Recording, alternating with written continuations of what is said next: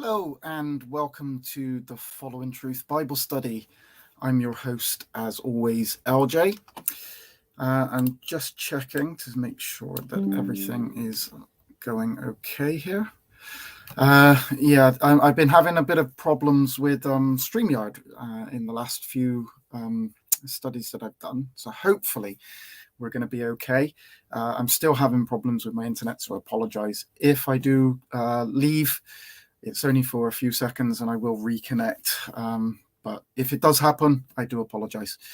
So in this study, we're going to continue on with our look into the claims that Jesus is a copy of Horus or all of these mythological gods, and that those stories came first, and that Jesus is just basically a copy. So I want to make it clear that for me, this is something that is quite new. It's something I've only been studying recently myself. So there's a lot of information that, even for me, that I need to learn. And I'm still looking into all of the claims and the evidence for the claims. While obviously I believe that Jesus is not a copy, and I think that even in the short period of time of this study that we've been going through, I've kind of been able to show that those links, those connections are probably not as strong as what people claim they are. Now, we're going to hopefully, I want to show a bit of the film Zeitgeist. In the last study that I did, I wasn't able to play the sound of the video that I did, and I'm not really sure exactly why that was, but hopefully we're going to be able to just play and the sound should come through. So in this, like I say, in this study, we're going to look further into some of the arguments made in Zeitgeist, and specifically in Christ in Egypt, and also in the Christ conspiracy, the greatest story ever sold, which is both of those are from the same person, although they are written technically by two different names. We've got DM Murdoch and Akaria S. I don't know if you can actually see that, Akaria S. Yeah. So they're basically she's basically the same writer. And then also we've got this Gerald Massey. Now there are other writers, but those are the two main ones when it comes to the film Zeitgeist. When it comes to the film Zeitgeist, these two or three books are the main kind of source for the film Zeitgeist. So it's those books that really I've been going through and trying to look at the information and the evidence that is presented in those books. And there are lots of other books that obviously need to be looked at, but these are the ones that I've been looking at specifically. Now, for anybody that is actually interested, so we're going to, if I bring this up, this is the Zeitgeist, and we're only going to watch bits of it, and then we're going to go through, because I want to start with the claims regarding the age 12 and 30. So specifically, that's what we're going to look at. I'm going to play just a couple of seconds of it, and hopefully you're going to be able to hear it. If you can you just let me know? If you can't, then obviously also let me know in the comments, and I'll try and sort it out.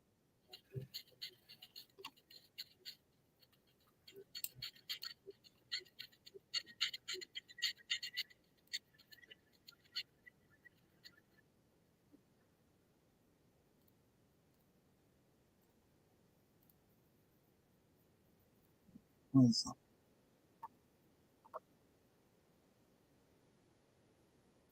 Okay, so I'm just going to play that little bit at the moment. But if somebody could let me know in the comments whether actually you've been able to hear that, would help me out. But um, for those that are interested in this kind of study, this kind of debate, what I will recommend is going to.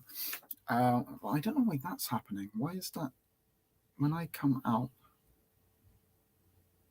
Maybe if I have to be showing it. So yeah, this was a debate between Jabari and Dr. Reggie. Now, this is on the channel, on the Saneta channel.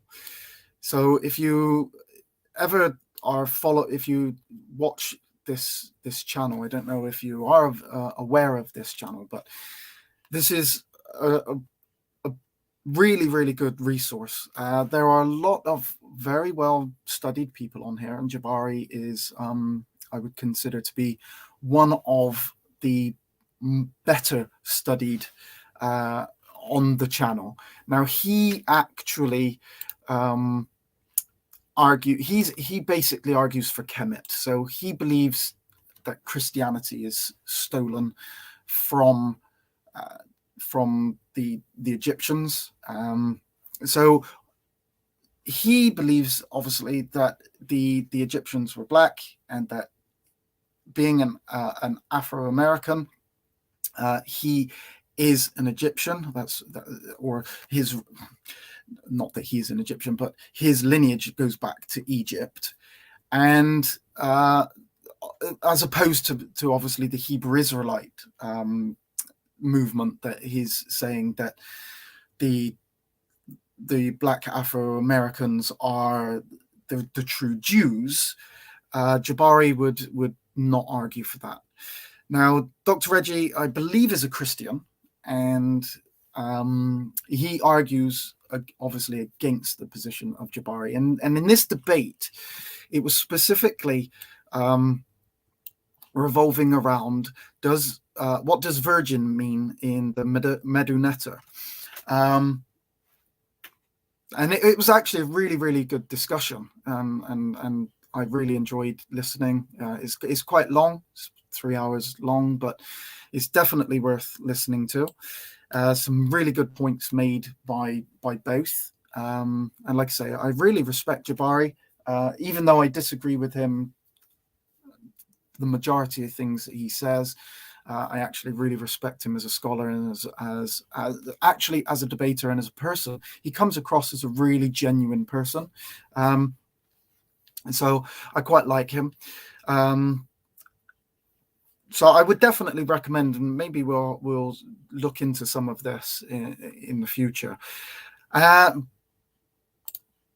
specifically, I want to go into the Zeitgeist. So I'm just going to play a little bit of Zeitgeist, maybe the first 3 or 4 minutes, and then we'll look into some of the claims that are made inside of this film.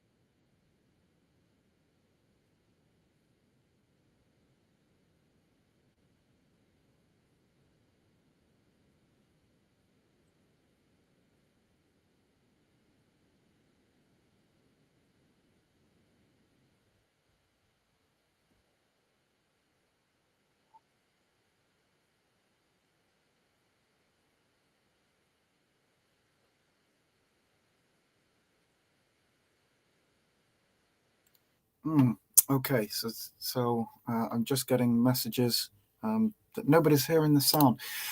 So I'm obviously clearly doing something wrong with the playing of the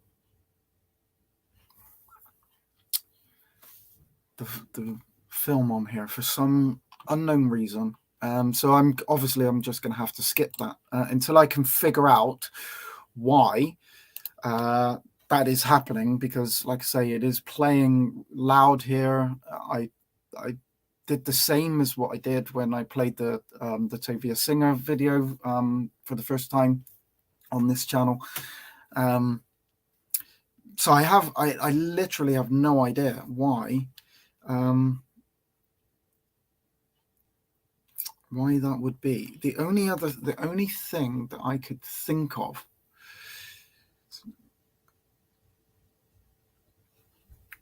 is that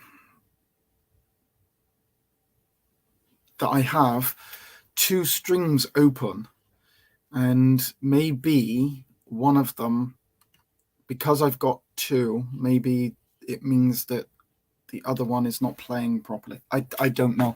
So obviously I'm not going to be able to play that. I'll try again in a bit, because what I'll do is I'll go through my slides and then I'll close the slides down and then try to play it. And maybe it's because there are two things open and actually you can't hear. I really don't know. I'm going to have to look into that. But that's the only thing that I can think of. But anyway, so we're going to look at, in this particular study, so there are two things that I'm going to look at: the ages of 12 and 30, and then also the miracle of walking on water. Now, I haven't completely finished the study into the walking on water, so we're just going to have to go with what I've actually come up with at this moment in time. But to start with, I'm going to go through the 12 and the 30, the ages 12 and 30, as they relate to Jesus and Horus, and the claims that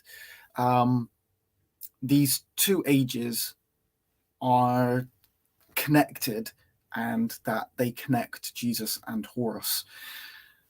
So let's look at these. So Kari-S makes one of the arguments that Kari-S makes in her attempt to prove that the story of Jesus is nothing more than a copy of the story of Horus, is that the usage of these specific ages, these 12 and 30, in relation to both. So she states, in addition to all of the correlations we have previously seen, another comparison between the Egyptian and Christian religions,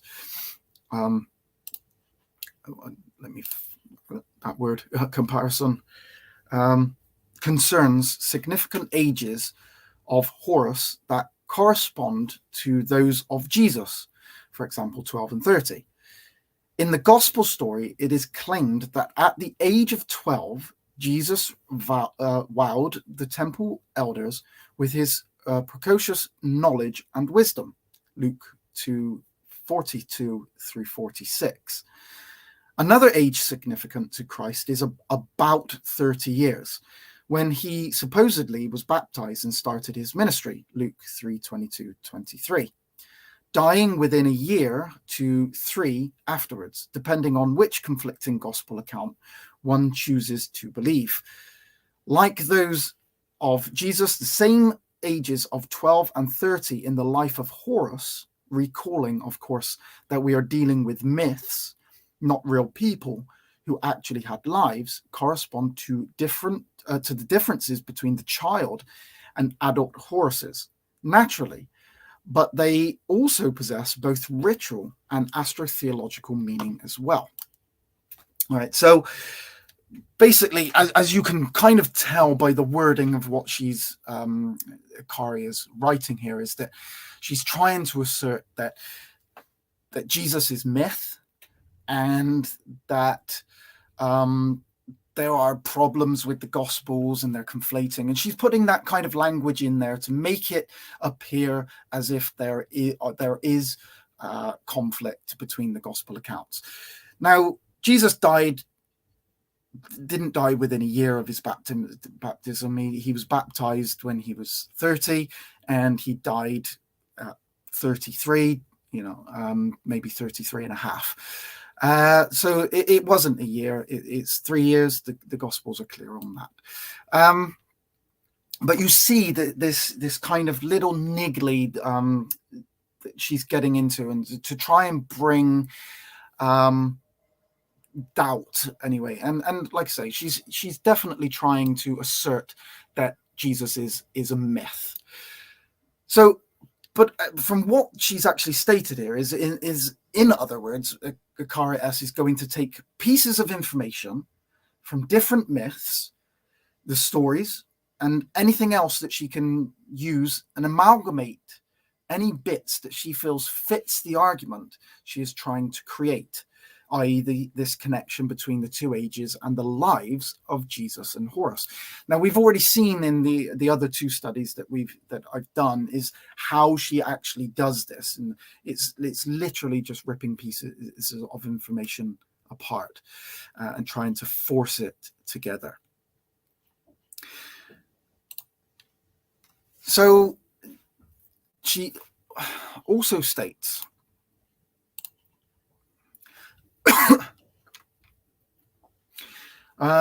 in part of the argument in her book Christ in Egypt, Horus, she's not this writing here that I've got is a citation of Gerald Massey's book. So she's citing herself from the other book that I showed. And she states, Horus was the son of Seb, his father on earth. Jesus is the son of Joseph, the father on earth. Horus was with his mother, the Virgin, until 12 years old, when he was transformed into the beloved Son of God as the only begotten of the Father in heaven. Jesus remained with his mother, the Virgin, up to the age of 12 years, when he left her to be about his father's business. From 12 to 30 years of age, there is no record in the life of Horus. From 12 to 30 years of age, there is no record in the life of Jesus. Horus at 30 years of age became adult in his baptism by Anup. Jesus at 30 years of age was made a man in his baptism by John the Baptist. And that's Gerald Massey, Ancient Egypt. So that's page 787 of his book, and that's her citation of that, which comes from page 210 of her book. So Gerald Massey is, of course, a secondary source. Using secondary sources as factual information is something that Ikari S does throughout the book. When it comes to secondary sources, we must ascertain whether the information presented in that secondary source is in fact factual. However, when we look at Gerald Massey's book on page 787, and in my copy, it's actually page 509, because I have a double book. There are no sources cited in support for the claims that are made. So we must ask, where do we find this information that Horus was with his mother until 12 years old and then transformed into the beloved Son of God? There is no such information found in the ancient writings of the Egyptians. There is no significance to this age in ancient Egyptian myths of Horus either. Akaria cites Massey as her evidence for this claim, but Massey cites no one and nothing as his evidence for the claim. So Akaria S, in her book, is citing an unsourced claim. as if it was fact. So what we're actually finding is that there is no information for this. This is just the claim, and Akari S is just quoting the claim made by Gerald Massey. But Gerald Massey has not provided any evidence for those claims. He's just made the claim. Akari S has then taken that claim as if it was factual and then cited it as if it was factual. Hello, Tongji. Thank you very much for joining us. You're more than welcome here. I'm sure Unbiased is going to be going live a bit later. I'll probably drop by, hopefully with a bit of luck, drop into his chat a bit later. So Massey is basically creating the claim, and Akari S is citing it. But there's no evidence in historical ancient Egyptian writings that Horus was with his mother until the age of 12, where he was transformed into the beloved Son of God. Now, these are just words these are biblical words that basically she is using in order to try and push this narrative that she wants to push. The only begotten of the Father in heaven. That's found nowhere in Egyptian writings, which we have the only begotten of the Father in heaven. When we also, neither Massey nor Akari S gives us the primary evidence for the claim. All right. So while we do have a very short narrative about Jesus at the age of 12 in the Gospel of Luke, it should not be ignored that Jesus is not only with Mary until the age of 12. All right. In fact, Mary is still a significant part of the narrative after Jesus has been baptized. And she was at the cross at his crucifixion. That narrative that we get about Jesus going to the temple at the age of 12 is not where he leaves his mother. This is just where he goes, and at the age of 12, in Jewish understanding, it's as a person goes into the age of 13, they become mature and basically adult. And that's why we get that age of 12 there. But he's not leaving his mother. That's just one story within the biblical narrative. And like I say, Mary is a significant part of the stories from then on. He certainly doesn't leave her. Jesus also did not become a man at his baptism by John the Baptist. So, as I've said, Jesus was actually a Jew, which means that he became a man at the age of like 12 or 13, not 30. Nothing in the story of Jesus gives any impression that this was when Jesus was considered a man. Actually, the age 30 is significant in the life of Jesus because this is the age that priests would start their ministry. Numbers 4:1, and the Lord spake unto Moses and unto Aaron, saying, take the sum of the sons of Kohath from among the sons of Levi, after their families, by the house of their fathers, from 30 years old and upward, even until 50 years old, all that enter into the host to do the work in the tabernacle of the congregation. So this wasn't Jesus becoming a man. This was when priests would start their ministries. So it's not in relation to him becoming a man.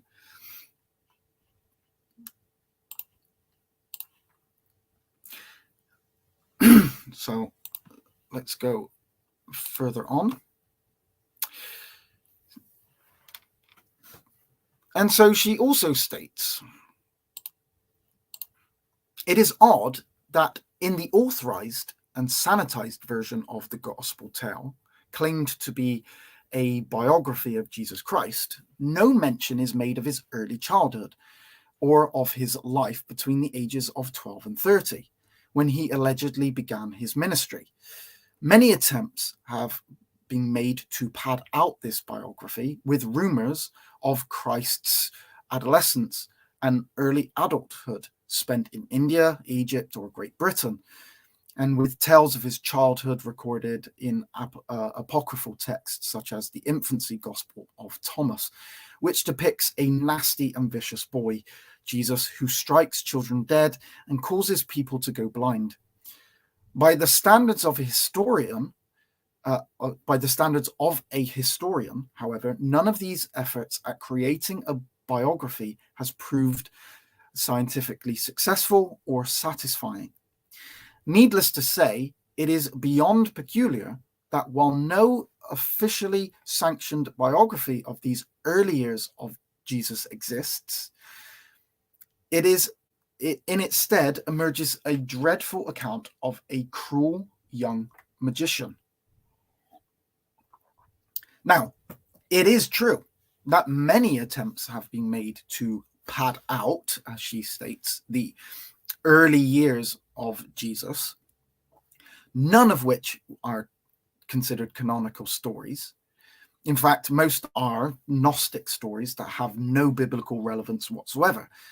These stories about the early life of Jesus are irrelevant to the historical story of Jesus, as none of them are historical stories of the early life of Jesus. By the standards of a historian, as she states, however, none of these efforts at creating a biography has proved scientifically successful or satisfying. By the standards of almost all Christians as well, because most Christians reject these stories as being authoritative, and actually they are just made up stories. And we don't use them, or the vast majority of Christians don't use them as support for their arguments. She states, needless to say, it is beyond peculiar that while no officially sanctioned biography of these early years of Jesus exists, actually, it is not at all surprising that we have very little information in regards to the earlier years of Jesus at all. They are not relevant to the story. We get very little information about most people portrayed in the Bible beyond that which is specifically relevant to the narrative. We are told of the conception and birth of John the Baptist, but the next we hear about him, he is baptizing in the River Jordan. So he's fully grown. We don't hear about his life and his early life. Moses as well. In the story of Moses, we are told about his birth and adoption, kind of adoption by the Pharaoh's daughter, as found in Exodus 2:1 through 10.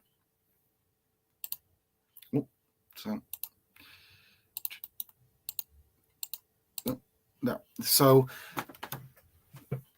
right the way through, and the woman conceived and bare a son, and when she saw him, and he was a godly child, she hid him 3 months, and when she could no longer hide him, she took him an ark of bulrushes and daubed it with slime and with pitch. Right, so this is the birth of Moses. He was called Moses by Pharaoh's daughter. So this is the birth of Moses, all the way through from verse 1 through down to verse 10. But then in verse 11, and it came to pass in those days when Moses was grown. So we get in verse 10, And the child grew, and she brought him unto Pharaoh's daughter, and he became her son.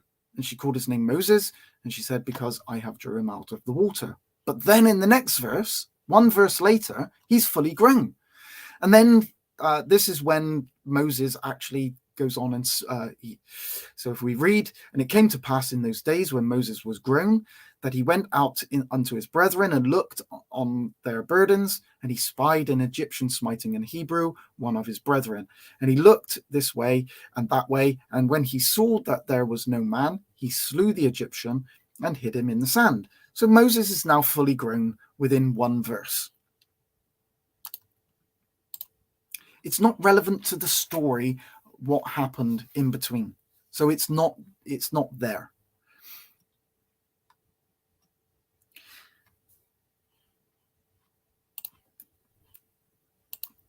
In any event, she continues on. In any event, the lack of an early background for Jesus tends to verify the notion that the original Christ was not a historical personage, but a mythical Gnostic concept, as Docetic Gnosticism claimed that rather than having been born, Jesus emerged fully blown out of the ethers as an adult phantasm.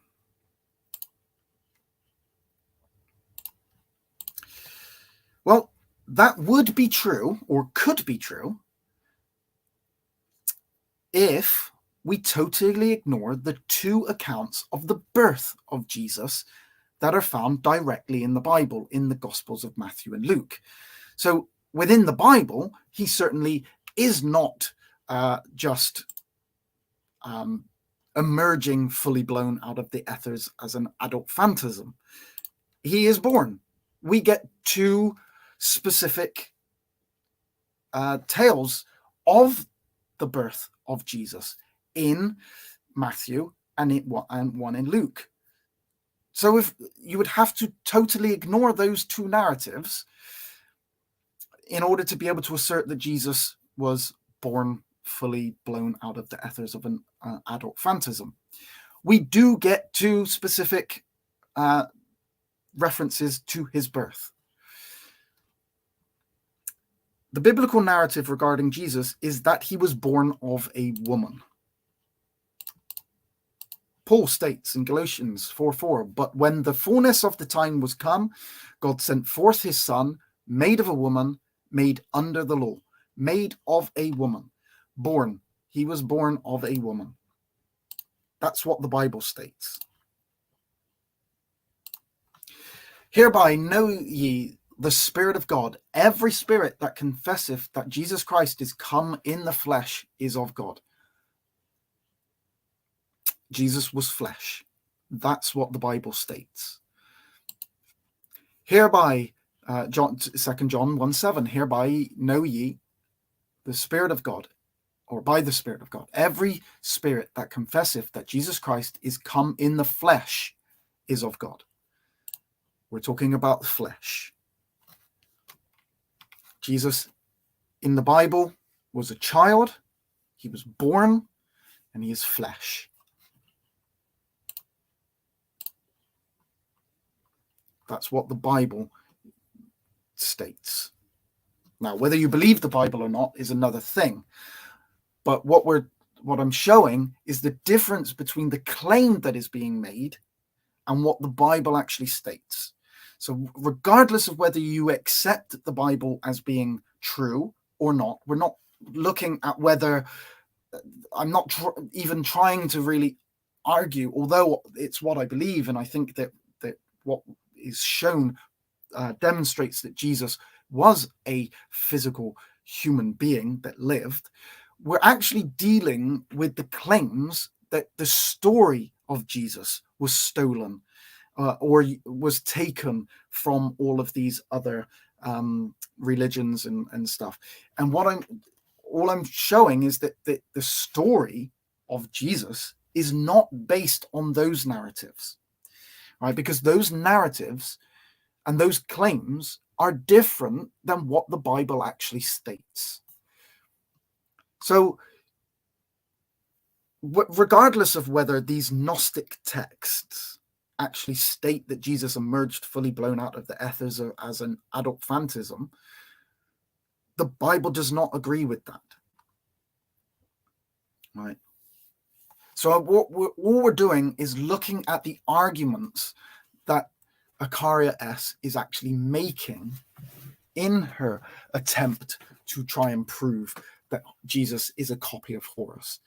And that's what we're addressing, is the claims, and showing that the claims are unfactual. They're not based on actual evidence, and they go against what the Bible states.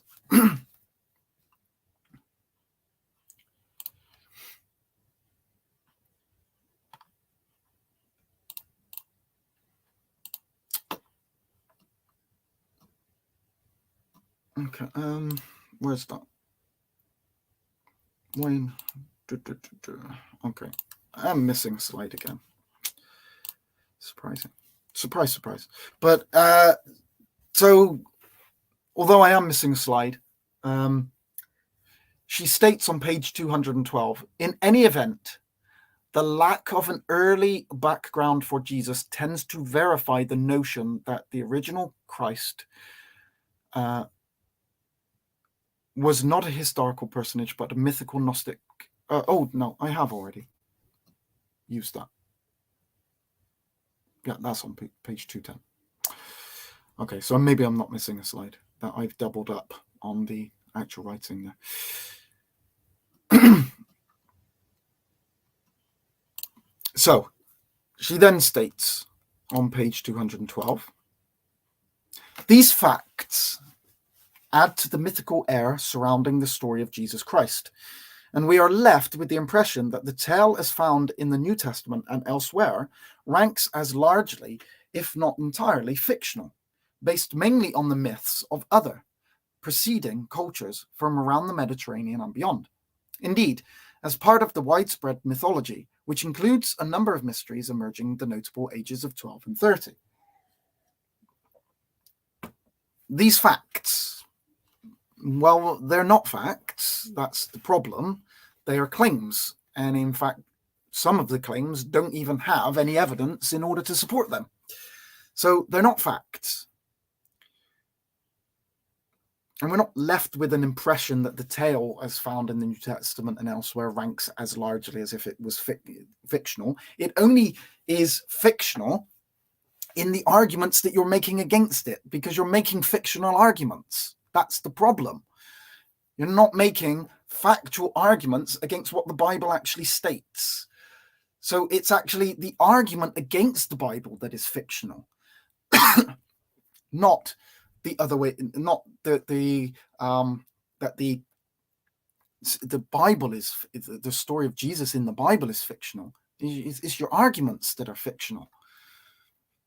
And we've already seen in parts 1 and 2 how that manipulation was done, and how she had to manipulate texts, force meanings into texts, even manipulate pictures in order to be able to even start to make a connection between Horus and Jesus. The first Horus, and she states this, so this is actually Gerald Massey on page 57 of his book, The Historical Jesus. The first Horus was the child who always remained a child. In Egypt, the boy or girl wore a Horus lock of childhood until 12 years of age. Thus, childhood ended about the 12th year.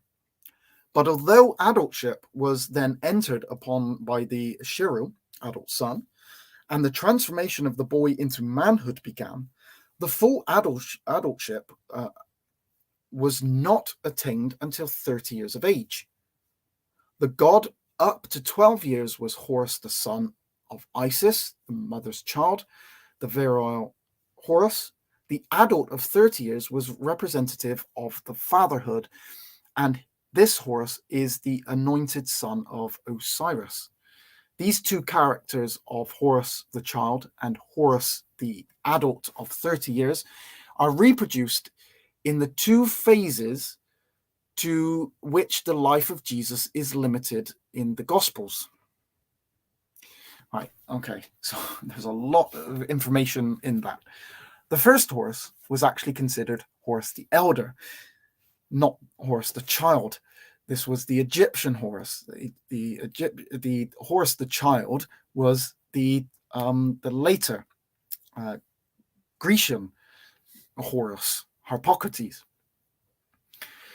So that's factually incorrect. Now, while the Horus lock, and there is such a thing as a Horus lock, and there are depictions of this Horus lock, it was worn by the young as a sign of their youth and that they were an heir to Osiris.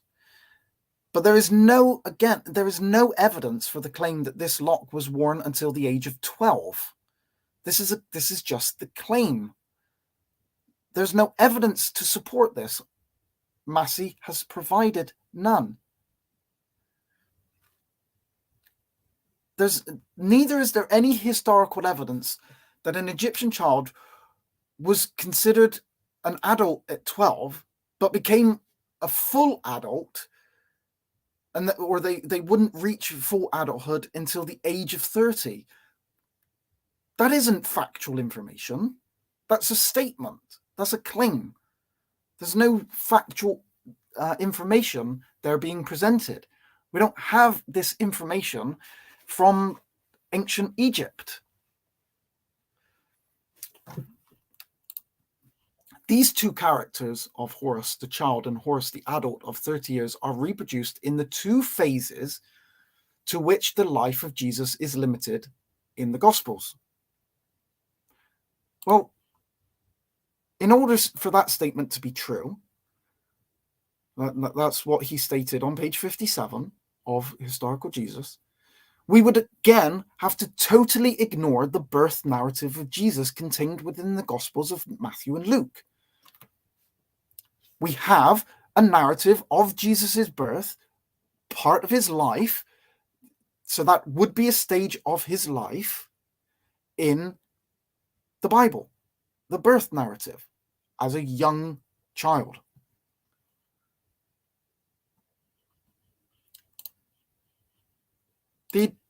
In fact, when it comes to the two phases of his life, we get a minute, just a small portion in the Gospel of Luke that refers to him being 12 years old at the temple. That's not, although it's included, it's not like an important phase of his life that we must that the 12 comes in. We have three phases. If you want to include parts of his life that Jesus was born, was 12 at the temple, and then we get the life from his baptism to his death.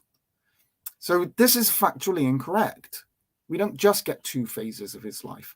And the birth narrative is a lot more detailed than the narrative of when he was 12.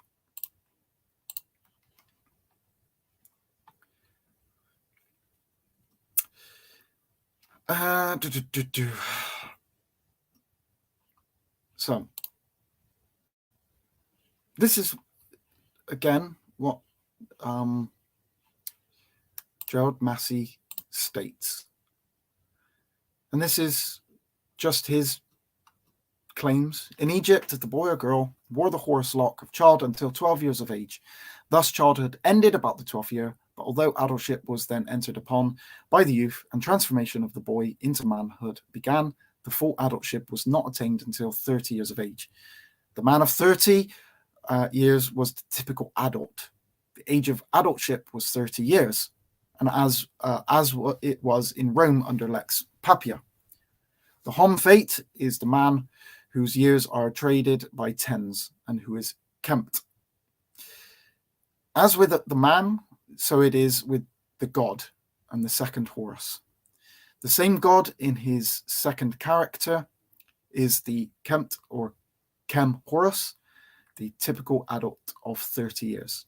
The god up to 12 years was Horus, the child of Isis, the mother's child, the weakling. The virile Horus, the sun in its vernal strength, the adult of 30 years, the representative of the fatherhood, and this Horus is the anointed son of Osiris. All of this, by the way, is just words, is not factual. This is just something that has been written in a book. The two characters of Horus, the child, and Horus, the adult of 30 years, are reproduced in only 2 phases of the life of Jesus in the Gospels. John furnishes no historical data for the time when the Word was incarnated and became flesh, nor for the childhood of Jesus, nor for the transformation into the Messiah. But Luke tells us that the child of 12 years was the wonderful youth, and that he increased in wisdom and stature. Well, Luke also tells us about the child being born as well. Obviously, Gerald Massey has completely missed that. This is the length of years assigned to Horus, the child, and this phase of the child's Christ life is followed by the baptism and anointing, the descent of the pubescent spirit with the consecration of the Messiah in Jordan, when Jesus began to be about 30 years of age. Now, it's quite clear that Gerald Massey does not really understood the biblical narrative in anything that he's actually stated.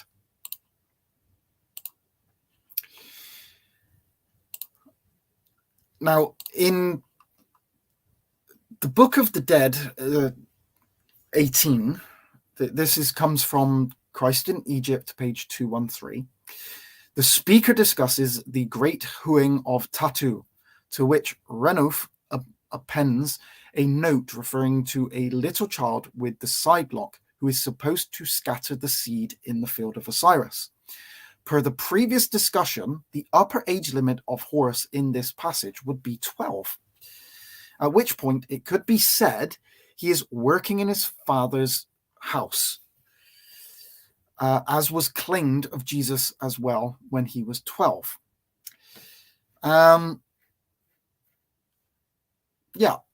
This claim is based on circular reasoning and assumption.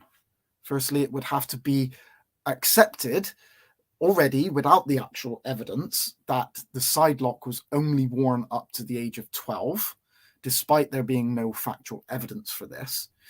Secondly, it would then have to be asserted that the child was in fact at the upper age limit of 12 in the Book of the Dead 18,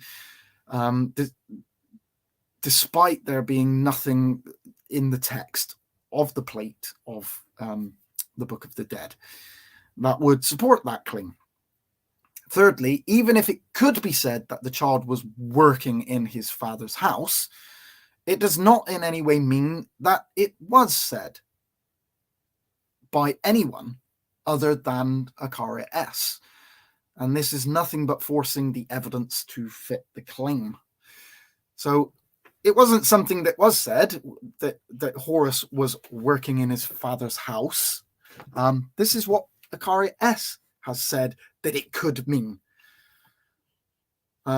which is just basically taking the evidence, forcing it to fit with what you need it to say, and basically it's a little bit disingenuous if you ask me. Her researched answers are like when the calculator gives an answer that matches none of the multiple choice options. Yeah, so the student chooses the closest number to the calculator. Yeah. Rather than redoing the sum, she's just gone with the closest answer, not checking whether she's done the sum correctly, whether she's incorrectly put the digits into the calculator, so the calculator has come up with a different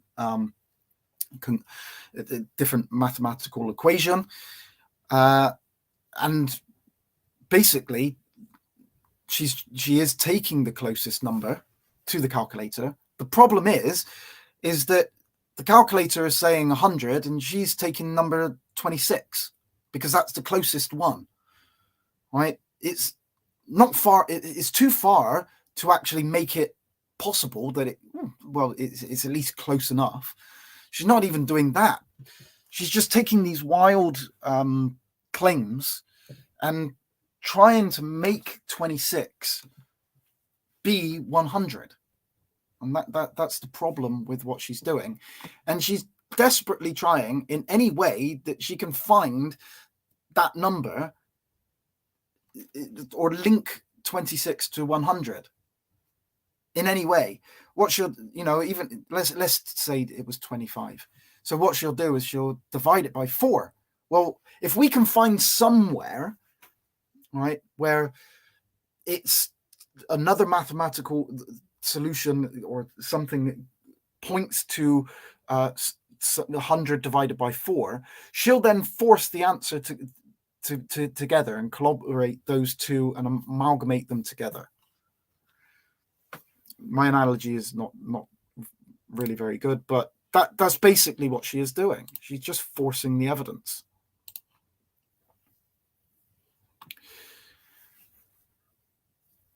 Now, Acaria S then appeals to a story found on a papyrus that is held in the British Museum. Right. In the Egyptian story of Kamos, or Kamios, found on papyrus DC1V of the British Museum, appears an interesting tale about Osiris, or Senosiris, the son of Osiris, who grew up rapidly in wisdom and knowledge of magic. The tale continues when Osiris was 12 years old. He was wiser than the wisest of the scribes. This story includes fantastical elements, such as a visit to the underworld that indicate it is not historical, but may well revolve around Horus, son of Osiris. Thus, in Egypt, we find a similar tale as the Gospel about the Son of God, who is 12 years old and is precious in intelligence and knowledge, besting the elders and scribes. Right. Okay. So she's claiming that in Egypt, now this is the papyrus, and I've got to be honest, I have not delved too deeply into the actual story found on this papyrus at the present moment, but it's not that important. I will do it. I'll go into, because obviously what she's claiming is that on this papyrus there is a tale that talks about 12 years old, and it's the son of Osiris, and again it kind of, she even states that may well revolve around Horus, son of Osiris. Thus, in Egypt, we find a similar tale as in the Gospel about the Son of God, who is 12 years. Now, like I say, I haven't had chance yet to delve into this papyrus to see the story that is on it. But this is the papyrus, and it's held in London, the British Museum. Now, what's interesting about it, regardless of whether I've actually been able to decipher the story about it, it's the date. This papyrus, right, is from the papyrus. It's 604b. This papyrus is dated 46 to 47 AD. After Jesus has been born, died, and resurrected from the dead. All right. This isn't an ancient story. This isn't something that we find in Egypt from an ancient time. All right. We don't find this story anywhere else. We find it on this papyrus, and this papyrus is dated to at least 10, 13 years, maybe slightly more, than after Jesus has died and resurrected. She's fully aware of that, and actually even states that the earliest date for the papyrus is 46 to 47 AD. right? But she says that since absolutely no evidence for the existence at the time of the Gospel of Luke, in which this story concerning Christ is contained, in fact, there is no real scientific evidence for the existence of Luke's Gospel as we have it until the end of the 2nd century.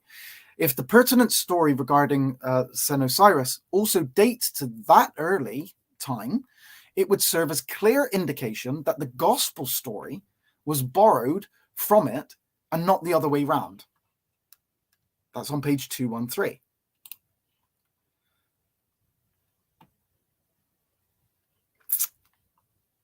So that's what she's now claiming. But that's the claim that the Gospel of Luke didn't exist until, well, she's saying we don't have any proof of it until the end of the 2nd century. But it could very well be true that the Gospel of Luke had not been written then. I actually, I do argue for an early date of the Gospel of Luke. I certainly don't believe that it was written anywhere near kind of the end of the 2nd century. I would argue for, and most scholars actually would argue for around about kind of, I don't know, 70, 80 AD, maybe a little bit later. I think it was actually a lot earlier than that. But the story of Jesus was very clearly already being told by his followers long before the Gospel of Luke was written. And thus, we do not need a written Gospel of Luke to demonstrate that the story of Jesus was already known before the papyrus was produced. And so disproving the story of Jesus at 12, as found in the Gospel of Luke, had to be based on the story as it is found in the papyrus. There's no evidence that the story of the Gospel of Luke is based on this story in this papyrus anyway. That would need to be proven. You can't just claim it, even if there is a similarity. As I've stated many times, just because there might be a similarity doesn't necessitate that one is taken from the other. You have to demonstrate that. You have to show it. Now, I don't even know whether that story about 12 in that papyrus is actually correct. Now, the papyrus is true. We're not going to argue against that, but I haven't been able to verify the actual story as yet, which is unusual for me to present kind of evidence that I haven't actually verified. But I didn't, even though I haven't been able to figure that out yet, like I said, I don't think it matters because of the date of the papyrus. Right? It comes after Jesus has been born, died, and resurrected. Now, if that is historically true, then there is no reason to believe that papyrus, the story on the papyrus, is not copied from the Jesus story. Right? We may not be able to prove that, but to claim the opposite because we didn't have a Gospel of Luke at that time, I can just flip it around and say, well, we had the story of Jesus at that time. Now, it's very likely that these two stories are completely independent of one another. There's kind of no evidence to say that one is taken from the other. Even if the age 12 does occur in that papyrus, which, like I say, I haven't been able to verify as of yet. Taken the fact of what else she actually claims and the evidence that she presents, I'm not positive that we're going to find that the age 12 in that papyrus anyway. It could very well be about Horus, but I'm not sure that we're going to find the age 12 there. Now, in her book, Christ in Egypt, Akari S. then moves to try and associate the two numbers. So she's tried to make it related to the story of Horus. Now, there is nothing to do with the story of Horus that has these two numbers, 12 and 30, in the story. We get nothing in the pyramid text. We get nothing in the coffin texts, nothing in the Book of the Dead that actually purports these two ages and the claims that are being made regarding, the age of the child Horus and then the age of the adult Horus, which are they're just claims. But then now she's going to, furthermore, in the next page, she's going to start making them as if they're astrotheological meaning. These two ages are now, they have an astrotheological meaning to them. So she's now going to make a separate argument for these 12 and 13.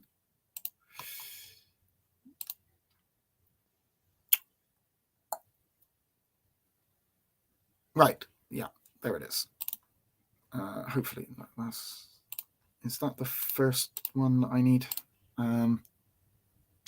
Yeah. In addition to these facts, again, she's making claims of facts, despite the fact that she is, and it is a fact, that she is quoting information that isn't fact. It's only claims, and she's quoting it as if it is fact.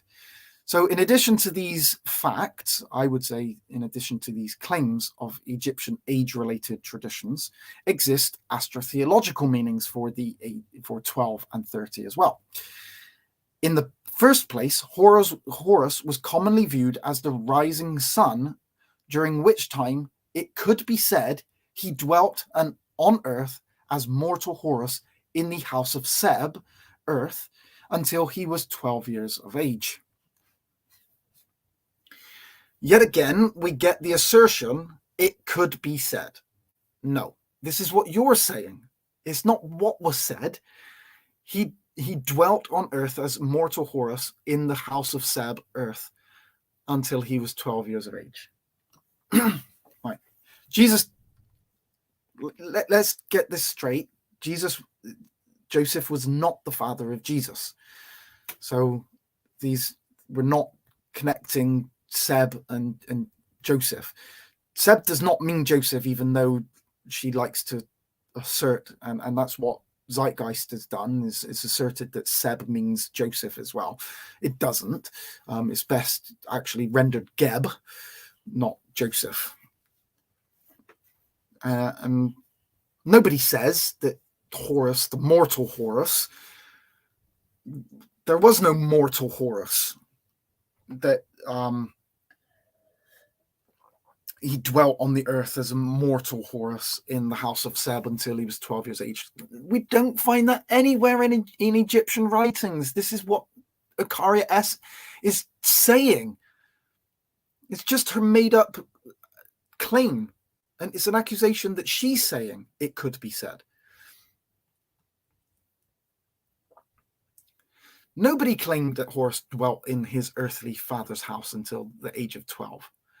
Now, Akaria S is also taking 12 noon as being a reference to the age 12. Of course, even if it were to take this assertion as if it was fact, the sun does not rise at 12 midnight, so we would not get 12 years anyway. We would just get an age 12.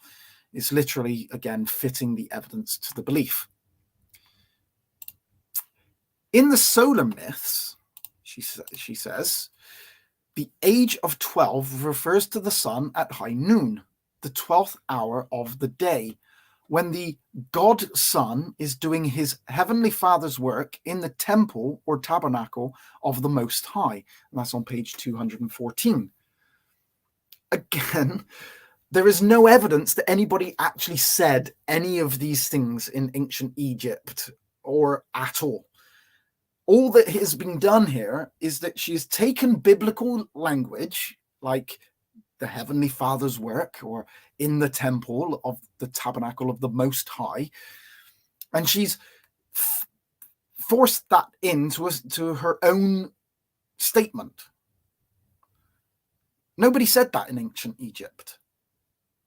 She's just taken biblical language and tried to make it fit with what she's actually trying to state.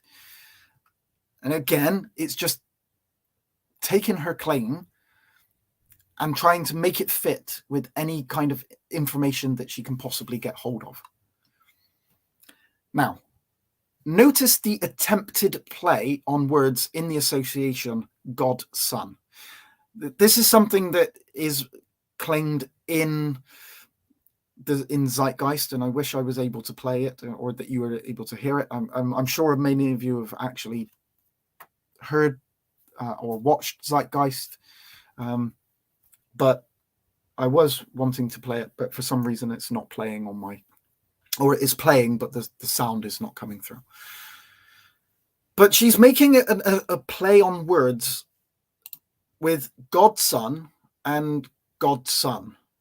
That's what she's trying to assert here, is that they're a play, that the Bible is playing on words, that really God's Son is actually the Son, the actual physical Son, right?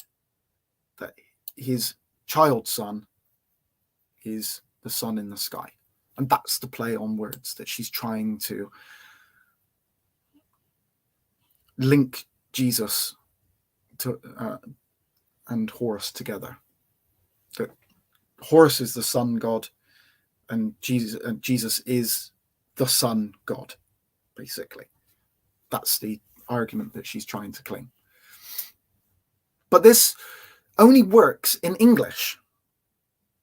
But English is not the original language of the Bible. In Hebrew, it would be B'nai Elohim, Son of God, and Shemesh Elohim, Son of God. That's not the same thing, is it? That's Son of God and Son of God works in English. B'nai Elohim, Shemesh Elohim does not work. Huios Theos and Helios Theos, it's similar-ish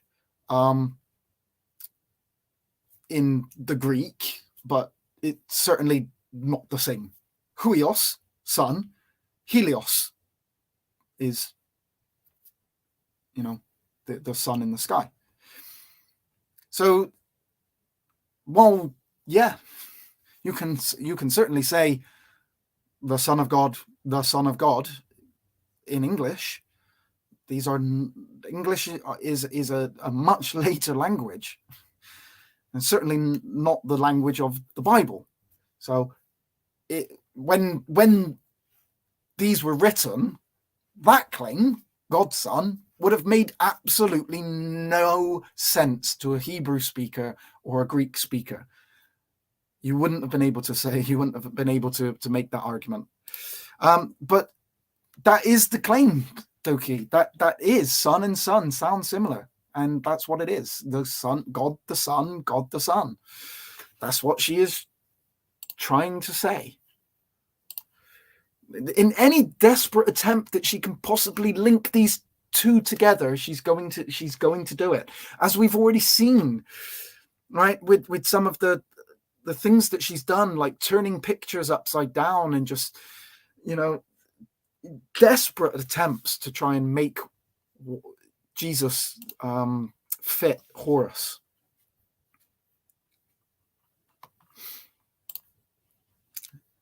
And she goes on. Herodotus goes on to state that the Egyptians first brought into the names of the 12 gods, or into use the names of the 12 gods, which the Greeks adopted from them, possibly associating these gods with the months. Moreover, when Osiris dies at 28, around the same age, legends holds that Jesus began his ministry, not too long after which he too dies violently. The number represents the days in a lunation, the end of which signals the death of the solely lunar god. Again, the 30 also constitutes the number of days in a month. In either event, this number would signify the movement of the sun into another month or sign, representing a sort of death and rebirth, much like the death and resurrection of Jesus around the age of 30. As Massey says, Horus, as the man of 30 years, is initiated in the final mystery of the resurrection, so was it with the Gnostic Jesus. Moreover, this is what she states. Moreover, when Osiris dies at 28, around the same age, legend holds Jesus begins his ministry. Here we go. This is where the calculator gives us a different answer to one of those the answers in the book, and so you're just going to choose the closest one. So Osiris dies at 30. Around the same age, legend holds Jesus began his ministry. So now we're going to link 28 to 30 because they are similar age. They have a similarity. Around the same age, Jesus begins his ministry. Now, we know that Jesus began his ministry at 30, but that was because of the Mosaic law. And it's dishonest to connect these two ages together simply because they are around the same age and assert that they are the same. That namely, Jesus is copying the other, Osiris, because, well, Osiris is 28, Jesus is 30, they're around the same age. So Jesus is copying Osiris. That's what it is. I felt sorry for her when I started to read the book. It was what she was doing in order to desperately try to disprove the historicity of Jesus, in order to just force all of this evidence and information. And basically, as I said, she's just taking one bit of information here, she's taking it from there, taking it from here. What piece can I, well, that sounds similar, so I'll take that bit and I'll try and manipulate that in a way that sounds like it could be that Jesus could have copied it. And then what I'll do is I'll find a scholar that kind of maybe asserts the similar type of information that I'm trying to say, and it doesn't even matter if they've got any sources for their information, but I'll use it anyway. And then we come up with this story.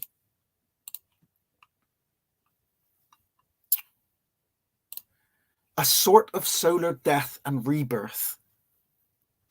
At the end of the 30 days, a sort of solar death and rebirth is what she stated. This is stretching the assertion to its fullest. Actually, Jesus is said to have died at 33, not 30. That was when his ministry started at 30. So yet again, this is strained and forced connection. Fails on the basis that what is actually recorded in the Bible and not what is assumed or asserted. Here, Icaria is doing what she did that we've seen in part 1 and 2, taking the approximates and forcing them to mean something that they do not. All right. 28 does not mean 30. Also, she says, Horus the man of 30 years is initiated in the final mystery of the resurrection. Well, what is it? Was Horus baptized at 30? Or is this age is associated with his resurrection? Now, we saw in part 2, I think it was in part 2, may have been part 1, the resurrection of Horus. Horus didn't even die. So there was no resurrection. But now we are having a resurrection, and it's 30, even though she's claimed that Horus was baptized at 30. I think she's beginning to lose sight of her own argument here. Like Jesus, not only is Osiris associated with the age of about 30, but so too is Horus in a very concrete, enduring, and blatant fashion. In addition to obvious solar mythology and astrotheology, in this regard, in ancient Egypt, there existed a celebration called the Sed Festival, which typically was supposed to take place every 30 years, yet which evidently also had been celebrated in 12-year intervals, once again demonstrating a 12-30 formula. Now, as I already stated in part 1 of the study, similarities do not necessitate dependency. Just because we see a festival that occurs after 30 years in Egyptian history, it simply does not necessitate that the number is in relation to the age of Jesus starting his ministry must have utilized the number 30 based on the Egyptian Sed festival. Again, all she's done is found a similarity and then forced it to be one based on the other. It must be proved, and the similarity of 30 years in reference to both does not in any way prove it. You can't just say, well, there's a similarity, so that one must be dependent on the other. The similarity is the claim. It is not evidence of the claim. Now, remember that the 30 in the relation to Jesus comes from Judaism, as in the age of the priest. So it's important now that we've had this claim about the Sed festival. What was the Sed festival? All right, so here we go. This is Wikipedia, so anybody can actually look at what the Sed festival was. You can just go on to Google, search Sed festival, and you'll find it on Wikipedia. And what information are we told? The Sed festival, also known as the Heb Sed, or Feast of the Tail, was an ancient Egyptian ceremony that celebrated the continued rule of the pharaoh. The name is taken from the name of an Egyptian wolf god, one of whose names was Wepwet, I can't even say that, Wepwawet, or Sed, the festival feast name. The Feast of the Tail is derived from the name of the animal's tail that typically was attached to the back of the pharaoh's garment in the early periods of Egyptian history. This tail might have been the vestige of a previous ceremonial robe made out of a complete animal skin.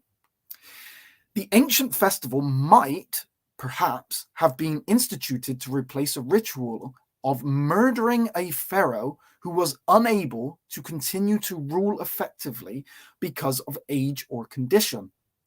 Eventually, so this is what it probably started out as, when the pharaoh got too old, or he was ill, that they would just kill him so that he wasn't able to rule anymore. So they would kill him and instigate a new pharaoh. But eventually, the Sed festivals were jubilees celebrated after a ruler had held the throne for 30 years. And then every 3 to 4 after that. Not every 30 years, not 12 years. It was on the 30th year, and then every 3 to 4 years after that. They primarily were held to rejuvenate the pharaoh's strength and stamina while still sitting on the throne, celebrating the continued success of the pharaoh.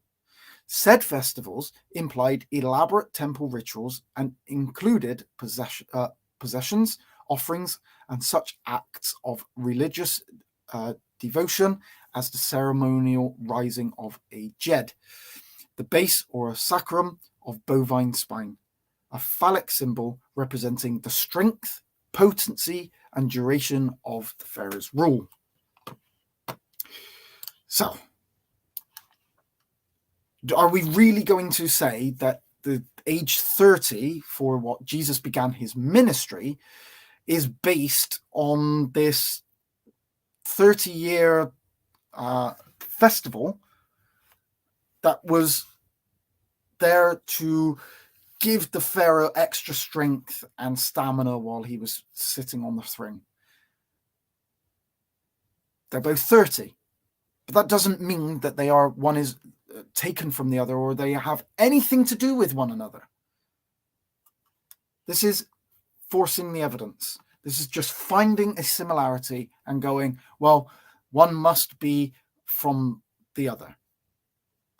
There's a connection with a 30th year, but there's no connection between the festival with the age of the start of a Jewish ministry, right? To the priest. There's no connection between that. This is just, they have the age, they have 30 years. One isn't even 30 years of age. One is just the 30th year of the Pharaoh's reign.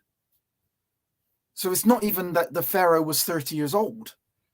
It's just in the 30th year. But then that festival then continued on every 3 to 4 years after that to continue on giving the Pharaoh strength. There's nothing to connect the two. So basically, that is a look at the age 12 and 30, and why. Now, like I say, there's still a lot of research for me to do, specifically into the papyrus that I haven't had time to get into and have a look at and check whether there was 12.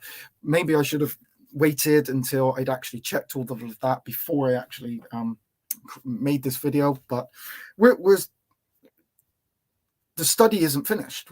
I've got a lot more information to look through. I'm just going through it with you, letting you know that, I mean, this isn't the final video that I'm ever going to make. This isn't the be all and end all. This isn't the I'm getting every single bit of information out there. I'm going to continue on studying. I'm going to keep looking. Hopefully, if people can, if they post their own to me, some people do send me information that maybe I should take a look at. And I'm more than happy to have a look at any information. And we'll just continue to progress. And I'll update the studies and just look more and more at the evidence that is available.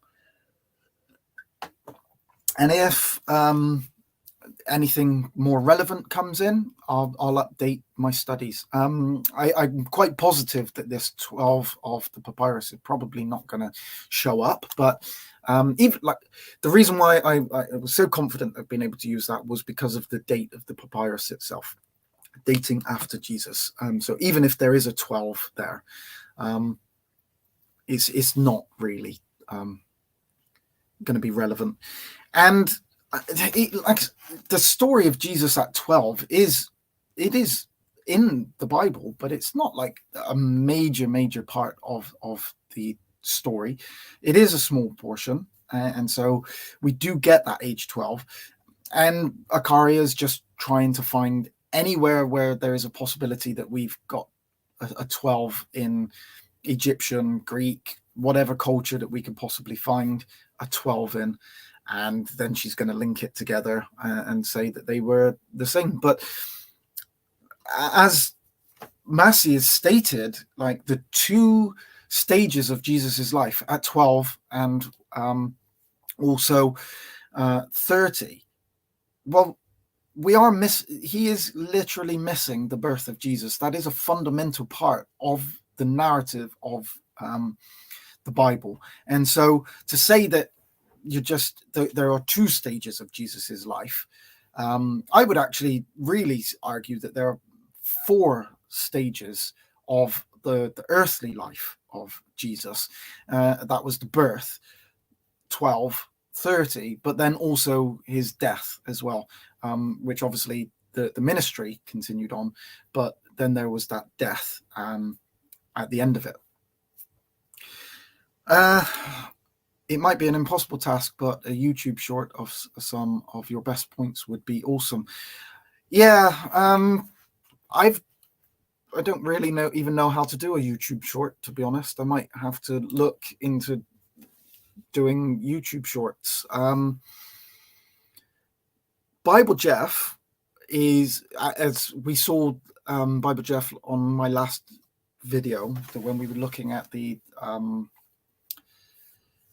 virgin birth, he does TikTok.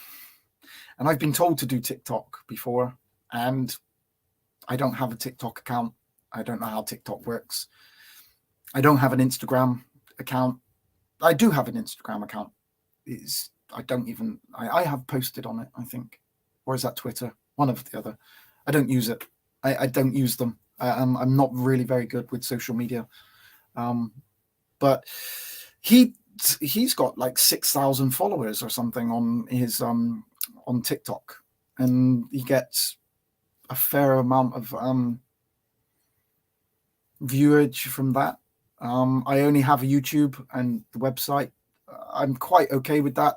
I've got so much other stuff that I'm trying to do, including this study. I don't even know how to use some of this stuff. So as you can see, I don't even know how to use StreamYard. I can't get a video to play, even though I've done it before. I can't even get the sound to play through StreamYard at the moment. So I'm going to have another go in a minute, but I can't even do that. So it's probably not a task that I'm going to be able to get hold of any time soon. I would like to do the shorts. I know that people are getting good information from or getting good views and stuff from the YouTube shorts. Yeah. Twitter, TikTok. I heard that they were going to ban TikTok at one point, but maybe I heard wrong on that. I'm not sure. Every time you seem to like, I've only really just started to grasp hold of YouTube, and that was where everybody went to at one point, was YouTube, and now they're all off onto these other things. And by the time I managed to get a TikTok account and set myself up on TikTok, that'll be gone. Yeah, I might as well still be using MySpace, to be honest.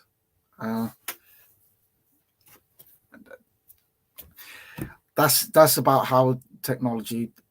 It's not that I don't know I can't use technology. I can, but all of these platforms is probably the fact that I just don't take any time in order to be able to try and learn them, because I kind of probably feel like it's a waste of time and I've got studies to do. But so yeah, we've done the 12 and 13. Now I do want to go into looking at Jesus walking on water, the miracle of walking on water. Like, again, I haven't fully done a full study on this because I just haven't had time to do it. But sorry, I've actually lost StreamYard. There it is. Okay. Yeah, I haven't done a full study, but I am going to go into it a little bit. And then again, I'll probably update it at some point. But she states, so in the Gospel of...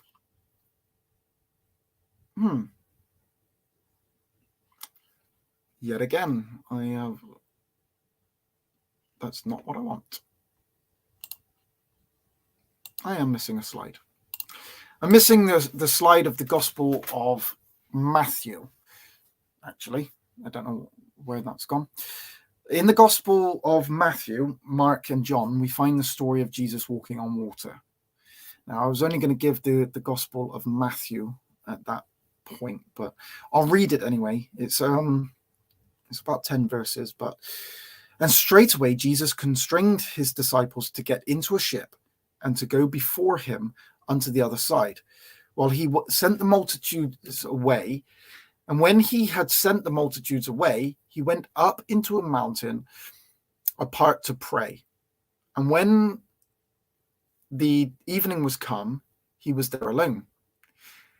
But the ship was now in the midst of the sea, tossed with waves, for the wind was contrary.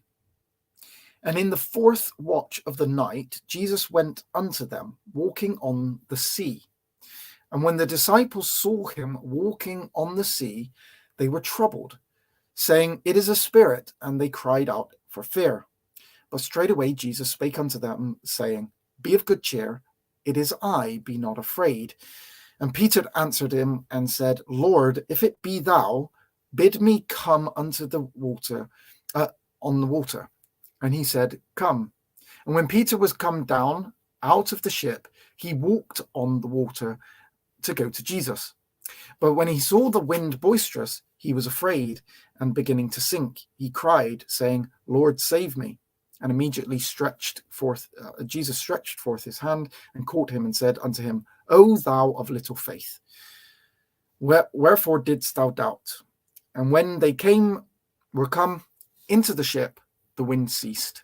Then they that were in the ship came and worshipped him, saying, Of a truth, thou art the Son of God. Now, actually, what's important to notice in there, which some people miss, but it is important to just point out, it's nothing to do with what we're actually studying, but Peter walks on water as well, not just Jesus. Peter walks on water. Doesn't do it for very long. He loses the faith and he goes under, and Jesus has to rescue him. But the miracle there is not so much that Jesus was walking on water, but Peter walked on water as well. Sometimes that's missed by some people. So just point that out. So here we go.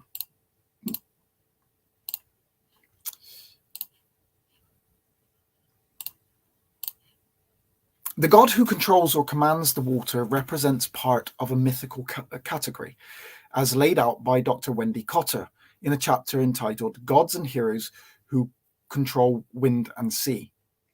We have already seen that in the Egyptian religion, water was highly revered, with several important rituals, spells, and enunciations pertaining to it, including baptism, as well as myths and legends, such as Osiris' role as the life-giving Nile and as water in general. In the Book of the Dead emerges a repeated emphasis on controlling water. In Book of the Dead 62, for example, the deceased, who is Re, or Osiris, pleads to have water, to have command of the water, saying, May I be granted power over the waters. As Budge says of Book of the Dead 57, the recital of this chapter gave the deceased dominion over the water, referring to the Nile.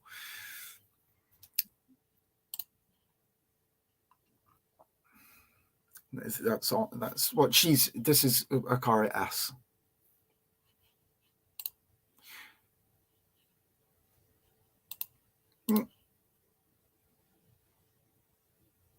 In this chapter, spell 57, in fact, appears an indication that the Egyptians possessed in their mythology the ancient motif of walking on water, after a fashion. In his comparison of the Egyptian and Christian depictions of water walking, Massey writes, Walking on waters. The scene of the miracles of the loaves and fishes is followed by an attempt to take Jesus by force, but he withdrew himself. And this is succeeded by the miracle of his walking on the waters and conquering the winds and waves. So in ritual, chapter 57, is that of the breath prevailing over the waters in Hades. The speaker, having to cross over, says, O happy, let the Osiris prevail over the waters, like as the Osiris prevailed against the taking by stealth, the night of this great struggle. Let the Osiris pass by the great one who dwells in the place of the inundation. Okay, so here, Jesus obviously is stated as walking on water.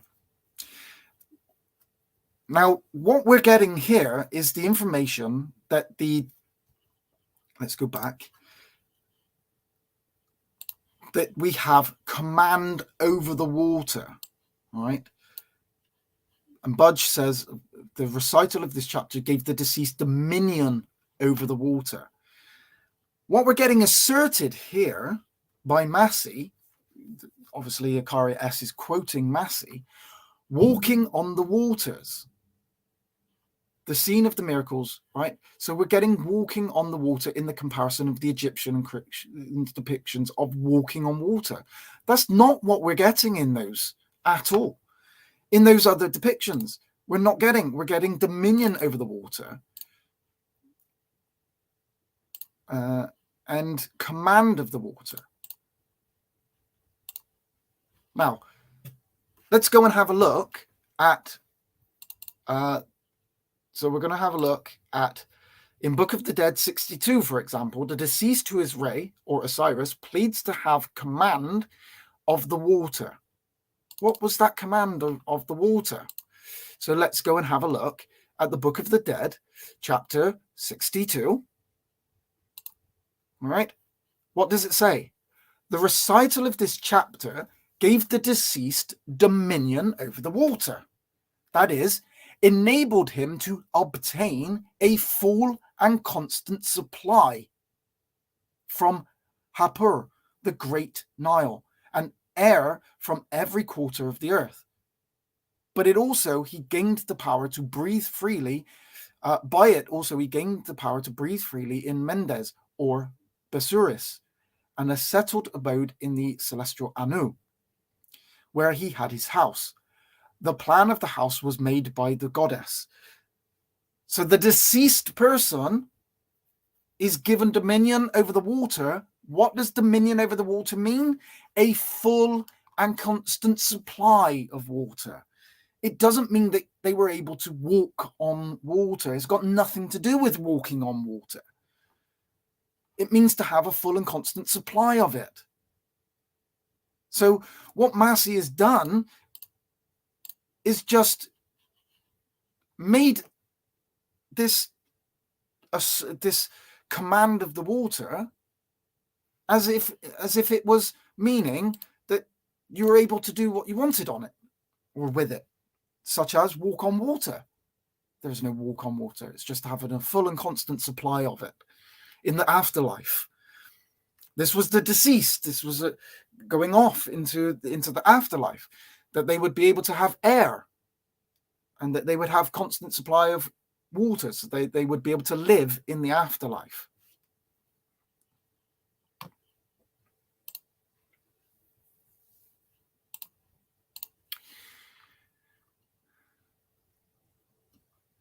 At the Pyramid Text 247, that's utterance 247, and it's 261.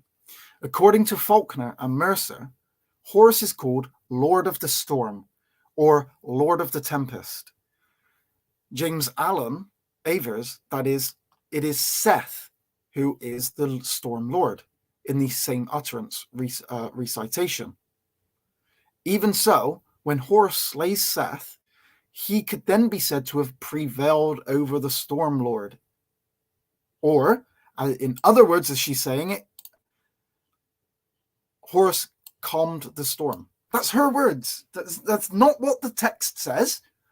It's got nothing to do with that, but that's what she's now saying, right? But Faulkner and Mercer, Horus is called Lord of the Storm, but James Allen says that it is Seth who is the Storm Lord. And now she's going to use that in order to be able to create this statement that Horus slays Seth. So, in other words, Horus calmed the storm because he slays the Storm Lord, who is Seth. And so Horus calmed the storm. No, that's what you're saying, Akari S. Not what the text says, not what anybody else said, not what the story says. That's what you have said. But what you've done is forced that saying by going in other words. Let's just make this appear to say something that it's not.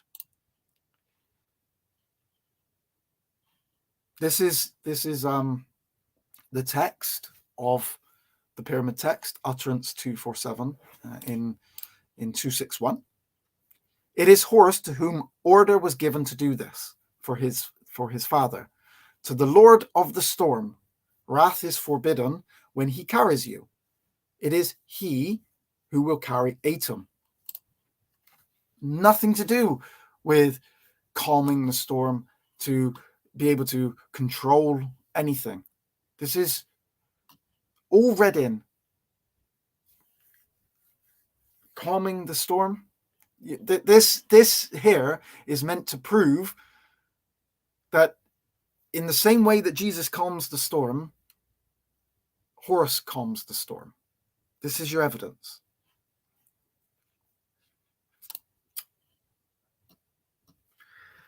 Akari S is literally just making things up, as if this was something that was said. She is literally ripping bits of information from one source and another source and smashing it together with another, creating a story and meanings that was told by no one and known by no one. This is a story that Ikaria has made up. This is not a story that was known by anyone or told by anyone. She has basically grabbed hold of any source that she could find that could possibly be used that has anything resembling the story of Jesus in order to connect Horus with Jesus. And I hope that people can actually see the disingenuousness of that work that she's done. She then quotes Massey again. The Lord appears on the water in the morning watch, the fourth watch of the night. That is the dawning, at which time the sun god. Okay, this is Massey. This is Massey saying this. At which time the sun god begins his march or his walking. Right, the sun is starting to shine on the water. Basically, it's coming up. It's shining on the water, and so it's walking on water. The sun god. Okay, here again, we get the sun god in the same way as the god, the sun, or the son of God, sorry, is stated. We're getting the sun god begins his march or his walking, as it is termed. Termed by who? Termed by you. Upon the waters of the Nun, the primordial abyss. It is said to the god who walks this water at sunrise. No, it's not. Thou art the only one since thy coming forth upon the Nun. And here we may discover the prototype of the gospel version. The deceased addresses Ra at the coming forth to walk the water and pleads, like Peter, that he may do so likewise. Now, grant, he states, that I too may be able to walk the water as thou walkest on the Nun without making any halt. Just making this up.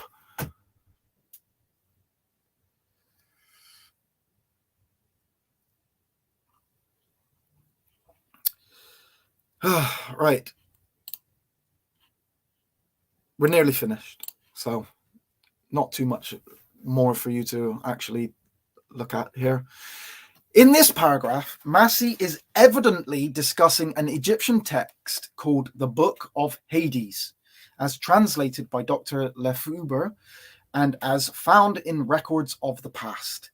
In that book, Re appears in his boat ark above those who are submerged.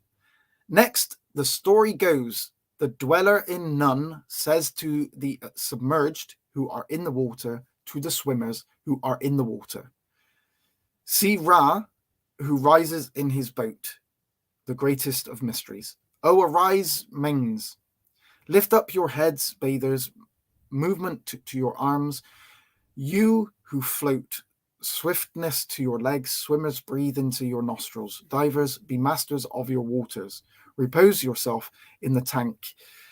Walk into the Nun. Move onwards in the water. None of that demonstrates what Acaria S is trying to say that the text actually says. None of that states that Horus walks on water.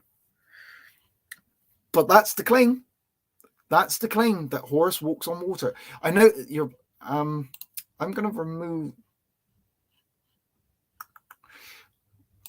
You're not going to be able to see this or hear this, but I'm just going to take it to.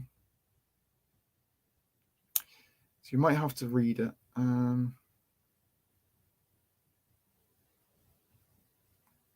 Right, here it is.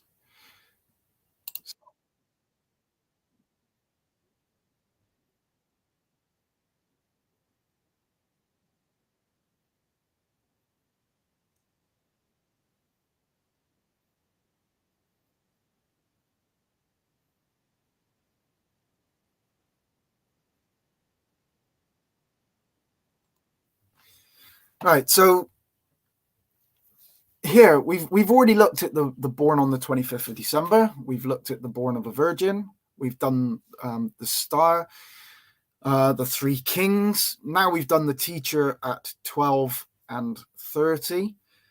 Right, this teacher at 12, there's nothing that wasn't even in the claim of Acaria S. And there's no ministry at 30, baptized at 30.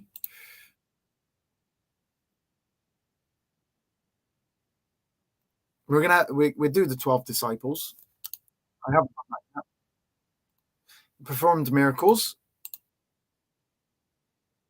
Right, so we've looked at these claims now.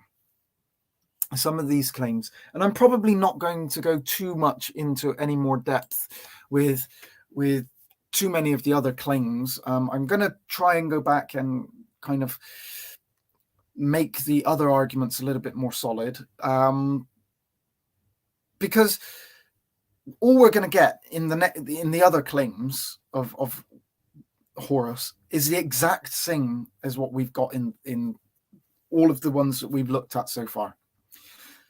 The way in which Acaria has forced these similarities together is basically what she's going to do for the other claims as well, and that's exactly what she has done. Is she's forced these information. Now I'm not going to argue against some of the claims, in the sense that there are stories that arose later that I would say are non-biblical, like the myths, like the three kings. That's a myth. That's not found in the Bible, as we already saw. The three kings don't exist, but those are myths that have gone along and been created by Christianity. The perpetual virginity of Mary. I will do a study on the perpetual virginity of Mary. I could have done that tonight, actually, but I'm going an hour and 50 minutes nearly now, so I probably won't do that now. Do that on its own video. But I'm not going to argue against these claims. I'm not going to. Some of the accusations that are made against Christianity, against the religion of Christianity, I'm not gonna say are inaccurate. I don't believe that Mary was a perpetual virgin. I actually believe, so I do believe that some people try and argue that Isis was not considered a virgin. Now we've looked at that, and although I think that she was certainly in one text, she was stated as being a virgin that could be understood in another way as being like the maiden. But I'm okay with it meaning virgin, because the virginity in that sense is not meaning somebody that has never had sex. It's a perpetual virginity. It means that somebody is that Isis was considered to be a virgin regardless of her sexual status, and the produce of her children, namely Horus. So I'm not going to argue that Isis wasn't considered a virgin. I don't believe that she was considered a virgin in the same sense as what we would understand virgin, as in never having sex. She was a mythical god for a start, but or a mythical goddess, sorry. But it wasn't virginity as such. It was this perpetual virginity. And I believe that the Catholic Church does teach that Mary was a perpetual virgin. But I don't believe that the Bible teaches that Mary was a perpetual virgin. So that isn't something that I would argue against. So if it was argued that Mary was a perpetual virgin and so was Isis, I would say, well, you're arguing against tradition. You're not arguing against the Bible. You're arguing against the later Catholic tradition. And so while that might disprove the arguments of Catholicism, or I would actually accept that in Catholicism, there are pagan concepts. The perpetual virginity of Mary being one of them. Mary being called the Queen of Heaven being another. The Queen of Heaven,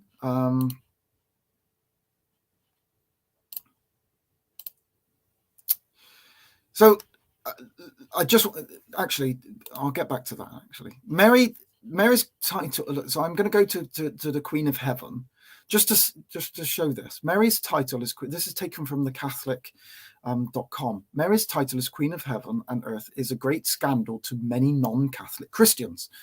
After all, the Bible doesn't mention anything about there being a queen in God's kingdom. That's because it's non-biblical.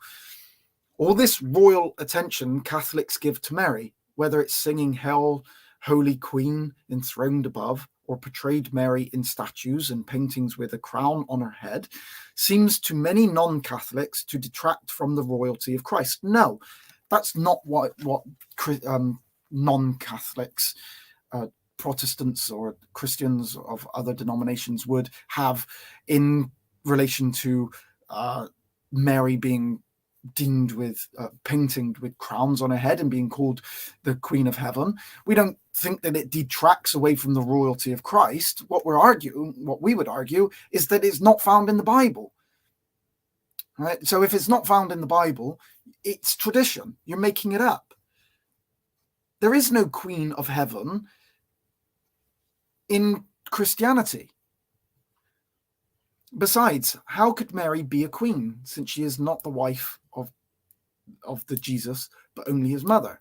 One biblical theme sheds light on these questions and serves as a key for unlocking the mystery of Mary's queenship, the Old Testament tradition that the Queen Mother in the Davidic kingdom, so it's of the Queen Mother, and so they're asserting that the Queen Mother in the Davidic kingdom in the Old Testament was considered queen.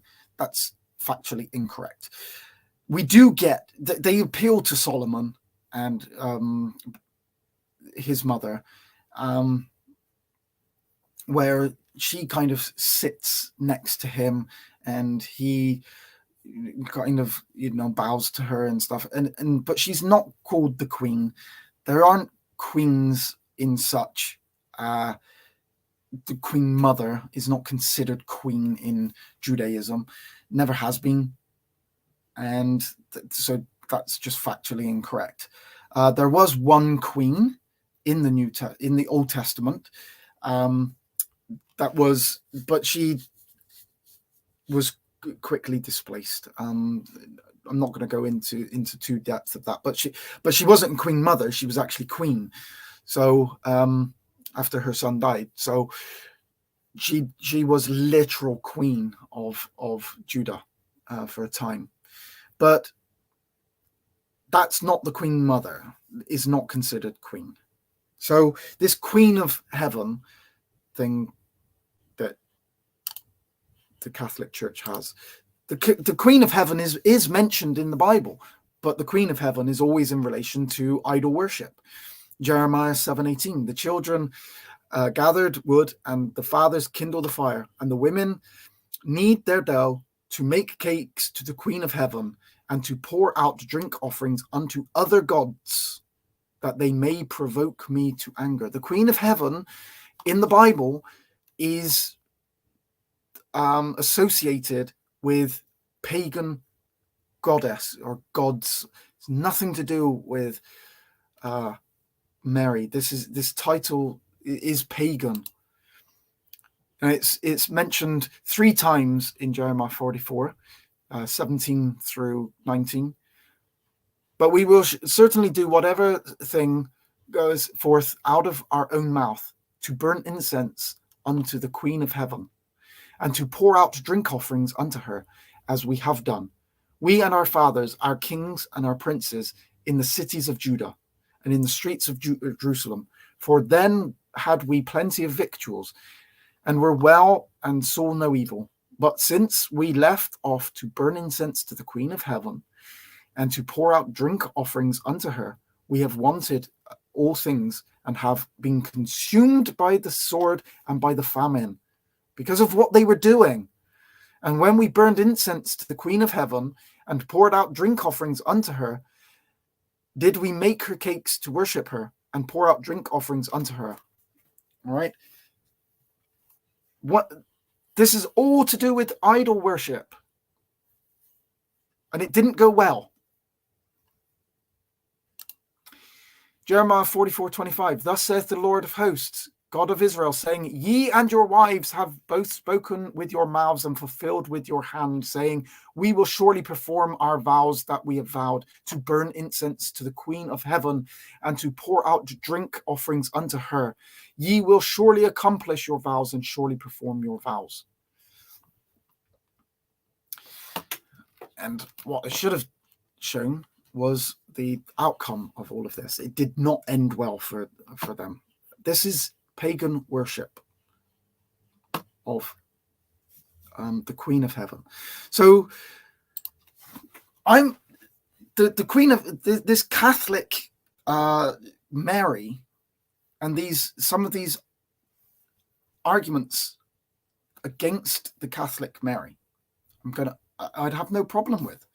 They are pagan. I am fully aware, and I would have no problem saying that there are parts of this Catholicism that are taken from paganism and inserted. These are later traditions. They're not biblical. And so we're not arguing against the Bible. You're arguing against later traditions, because the Bible doesn't say it. The Bible doesn't say 3 kings. The Bible doesn't say that Mary was a perpetual virgin. The Bible doesn't say that Mary is Queen of Heaven. These may be that might have been a title for pagan goddesses, but it's not a title that was given biblically to Mary. That is a Catholic teaching, a Catholic thing. And so, yeah, you can argue with that. I have no problem. But we're going to deal with what the Bible states, and whether the truth of what is in the Bible comes from these pagan religions. And the fact is that there may even be similarities between them, but most of it is forced, and most of what is stated is actually factually incorrect. And so when you look at the claims, I mean, let's go back to that claim in Zeitgeist. Look at what it's saying. Right? It's not saying that Horus was born around the 25th of December. It's not saying that Horus was born of a perpetual virgin. It's not saying that it was adorned by these 3 these men that came along, and they possibly might have been kings. These are factual statements that are being made. This is saying what Horus was. This is not saying what we could show through we're going to link Horus to just about every single god that has ever lived. And what was said about that other god, we're going to then be able to say, well, Horus is linked to this god. And so it was said about this god that he did this. So Horus did it because Horus is linked to him. Well, it doesn't mean that he walked on water. What it means is that Horus is the sun god. And so what happens in the morning is that the sun comes up and then it goes along the water as it's rising. The light progressively goes along the water. And so we can say that Horus walks on water. That's not what that's saying. It's saying that Horus walked on water. It's not. This is a factual statement that they're making in the story, in the Zeitgeist. These aren't possible. This is what it could mean. No, they're factual statements. So Zeitgeist is really easy to disprove. The story with Icaria S is slightly more difficult to disprove, because we have to analyze every single thing that she's saying. And then we've got to go and look at the people that she's citing and see what they're really saying. And what we actually find out is that Icaria S is twisting the information. She's citing people that have no sources. She's literally taking, well, one scholar says this, another scholar says this, so we'll use this scholar for that point, we'll use that scholar for this point, we'll merge those together, and we'll create a story that nobody has ever told, and we'll all apply it to Horus. Some of it is what the Egyptians said. Some of it is what the Greeks said. Some of it is what Christians have said that the Egyptians said. Some of it is from the first dynasty, from the older dynasties. Some are from newer dynasties. Some are allegorical. Some are astrotheological. We'll just amalgamate all of that together, and we'll come up with this story all about Horus. And then we'll go, well, Jesus copied that. The story of Jesus is a copy of that. You've written that, not being funny, but Icaria S's book, right, is this big. This is one of her books. This book is 500 and, well, actual writings worth is 519, 520 pages long. 521, around about that. And that's a story that you've made up, completely made up. And you think that the people who made up the story about Jesus, right, you've been able to pinpoint all of that.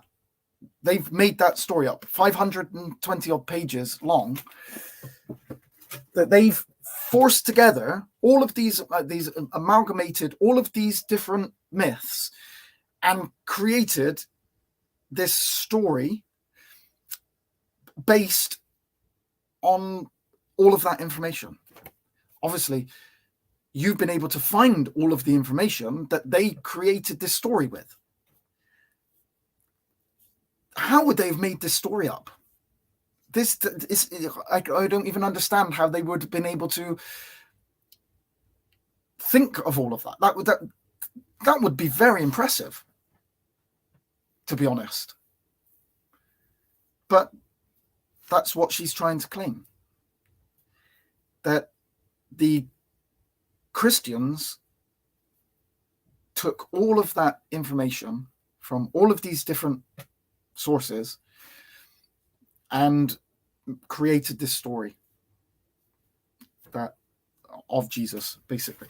Another book that I'm going to go through, and it is this book at some point. So this is the Two Babylons, and I have written the writing, and I'm going to create a video, and it's probably going to be a couple of videos.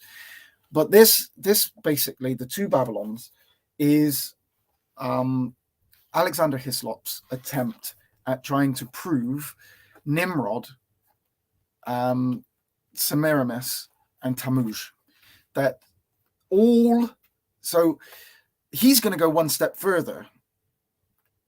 Alexander Hislop, he's saying that all religions, including the Egyptian religions, all go back to Babylon. They all come from Nimrod, Semiramis, and Tammuz. And that's exactly what she has done, Alexander Hislop does in his book, The Two Babylons. He amalgamates people, stories, information, twists the facts. It takes facts that are not facts as if they are fact. He also uses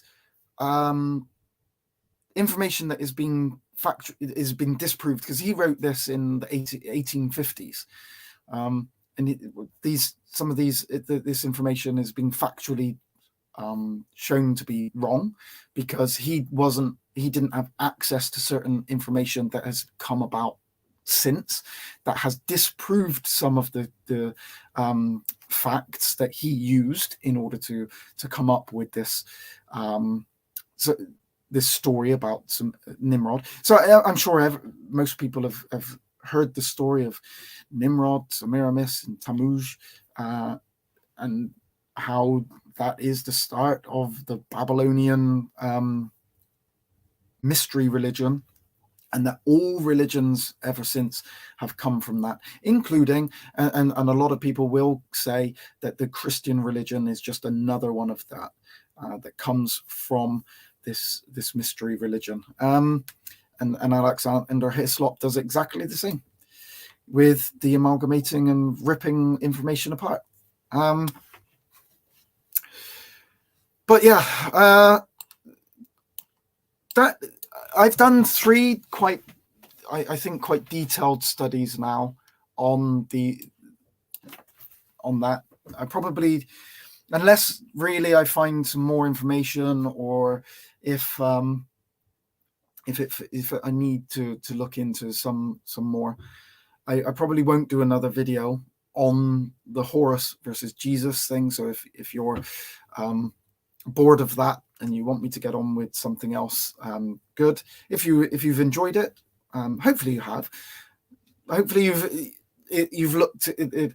Like, I'm not trying to claim to be like the expert on all of this. I'm only presenting the information that I've found, I've looked at, I've studied. You may disagree with me.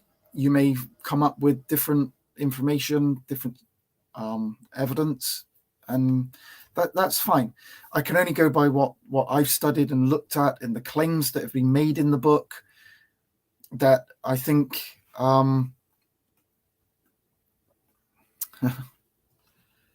yeah, it would be a Frankenstein's monster of a story, that you would just be ripping all these little bits from everywhere. Yeah, I think it would be a greater miracle that they actually came up with that story in the first place. I think that would be phenomenal to actually have come up with that story, and because they wouldn't necessarily have had access to all of that information either, because they wouldn't have been able to, the Christians wouldn't have been able to understand the pyramid texts. They would have only been able to go by, like, Plutarch. He didn't speak or read Egyptian. He didn't know the Egyptian language, and he wouldn't have been able to read the hieroglyphs. So he created his story that he told was based on the stories and the myths that were being stated around his time and by other Greek writers. And so his story, although there are things that are correct, there's a lot of inaccuracies in Plutarch's writings that Acaria uses as fact. But there are lots of things that are stated in Plutarch that are not found in the actual writings of the Egyptians themselves. So he has, if the Christians would have gone by the stories of Plutarch, then I think that the story that they would have told would have actually been vastly different than the story that we find, because they wouldn't have known some of the things that are meant to be linked together. They wouldn't have had access to that at that time. So I don't even think that it would be possible that they would have come up with the story that they've come up with back then, because they wouldn't have known it. So yeah, I think that it's quite it's a real stretch to, if you're going to say that the story that Acaria S has pieced together was the story that was pieced together by the early Christians from all of these ancient religions and different stories and stuff. So I don't even think it would have been possible for them to have done it. So that's one of the reasons why. Now, yeah, I've been going for 2 hours and nearly a quarter now. So I'm probably going to finish here, unless there's any questions or anybody would like to come on and discuss the information that I've presented. You're more than welcome. I should have probably done it already. I will put a link if anybody would like to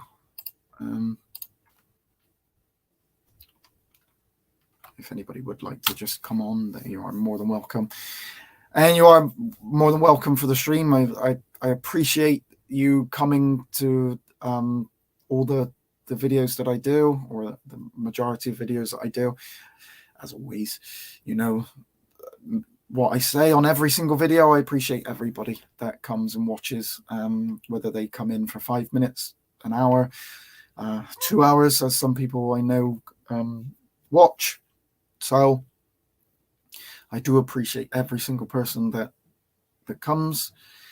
My channel isn't massive. I don't have a huge following. My website seems to get a lot more hits than my videos, but over the time, live wise, I don't get a huge amount of people, but I do get over time, people are watching the videos, and I do get reasonable views on them. But yeah, certainly not as much as what Acaria S would get. Now let's go and have a look. Let me have a look. That Acaria S. So this was posted, and this isn't the original video. Zeitgeist was actually its own thing. This is Stella House. This is Acaria S's own posting of the story itself on her channel. Well, that's had, all right, it's 8 years, but it's had 47,000 views. And that's on her. She's got she's obviously not alive anymore, but 4.79 thousand subscribers, which is not actually a huge amount. But even, for somebody that is stating these wild accusations, she's she's getting decent. She had decent views from it. A lot more than what I get. I think that the information that I present is informative. It's hopefully it's enjoyable. I'm not. Most people who know me know that I'm also not the most confident person on a live stream when I'm talking, and I don't really feel confident doing it. And maybe people are put off by that fact. I don't know, but yeah, I think that I present information that people would be interested in, and it is detailed information. But people seem to be more interested in what kind of itchy ears type thing. I'm sure if I preached the gospel of the plenty, the prosperity gospel, I would probably get a lot more followers and a lot more views, because that's the type of thing that people want to hear. This type of information is a bit more in depth, is a bit more hard to follow along, but I think it's important. And it's important to me. So I get questioned. I've actually been questioned on many of the channels that I kind of post into and put this kind of information in. I get challenged and say, why are you posting this information? Horus, Jesus isn't a copy of Horus. We know that he's not. And why are you posting? What's the point in doing these videos? What kind of the virgin birth? Why are you arguing for the virgin birth? It's in the Bible. Well, I do it because there are people that don't believe it, or there are people that are dealing with other people that don't believe it, and that they want to be able to strengthen their argument. And I do it because I want to study it. I enjoy studying, and then I put the information out. But I know that people, and it's not huge amounts, but people do contact me and say, thank you very much for the information. I've used it in a debate. I've used it in an argument. I've had literally people say to me that I have saved their faith, and that they were dealing with people that they couldn't kind of deal with, they couldn't argue with. Tongji, you always you don't believe what I believe, but I can only give you my answer. I give you my answer. It's not. It's important to be challenged, even on your own beliefs, because then, like, even if you can't give an answer that you think is the correct answer, it challenges you then to go and look into what you believe. It's an honest answer, and sometimes it might not be as detailed as what I would like it to be, or maybe not as convincing as what I would like it to be, but it's the answer that I can give at that particular time. And sometimes you're not able to fully answer something in a way that you would like to, so you have to go and study it. Now, this was actually something that I looked into when I first became a believer. I watched Zeitgeist, and I was kind of convinced. I wasn't convinced, but I was like, "Oh, well, that sounds good. That sounds interesting. Maybe there's more to it."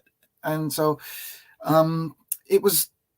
I found quite quickly that other people had written against it, and that there were arguments. But I was challenged actually quite recently on my belief regarding Horus, or Jesus being Horus, in an email to me. So I had to kind of respond to that, and so that was what kind of got me into looking into the evidence and looking a little bit more into the actual study of the Horus Jesus thing. And actually, it was watching the debates with the Jabari that actually really got me thinking, well, do you know what? There are some really studied people out there.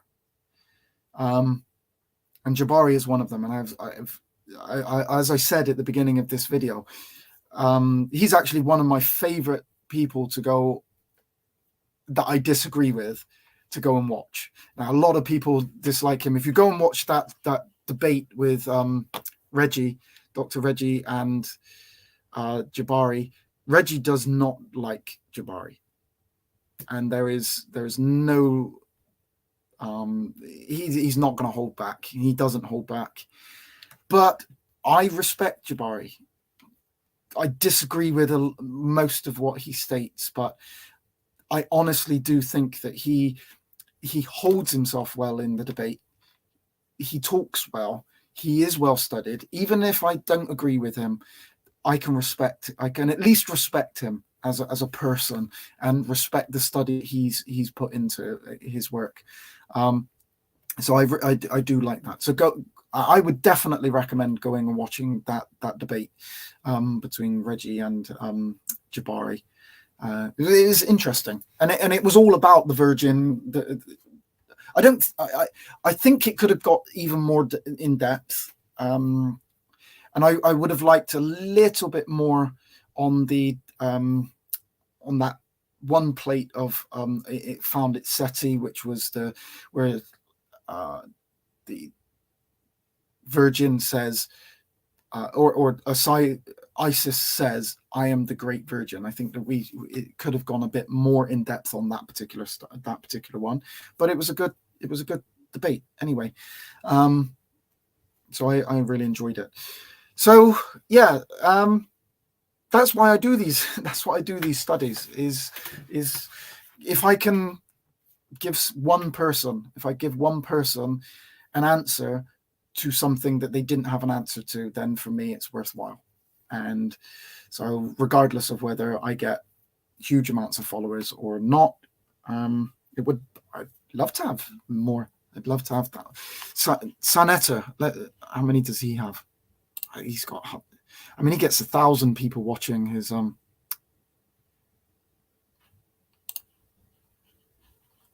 he literally gets sometimes 1,000 odd people watching his stream at one go. So he's got 180,000 subscribers, and that one had 16,000 views so far. That was 23 hours ago. So but I mean, he's been doing it a long time, and he's got some people on there from all different communities that go on. I enjoyed watching Sanetta's channel. I definitely recommend him to people. But yeah, that's 180,000 subscribers on there.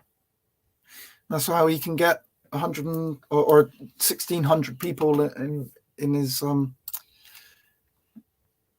channel at any one time.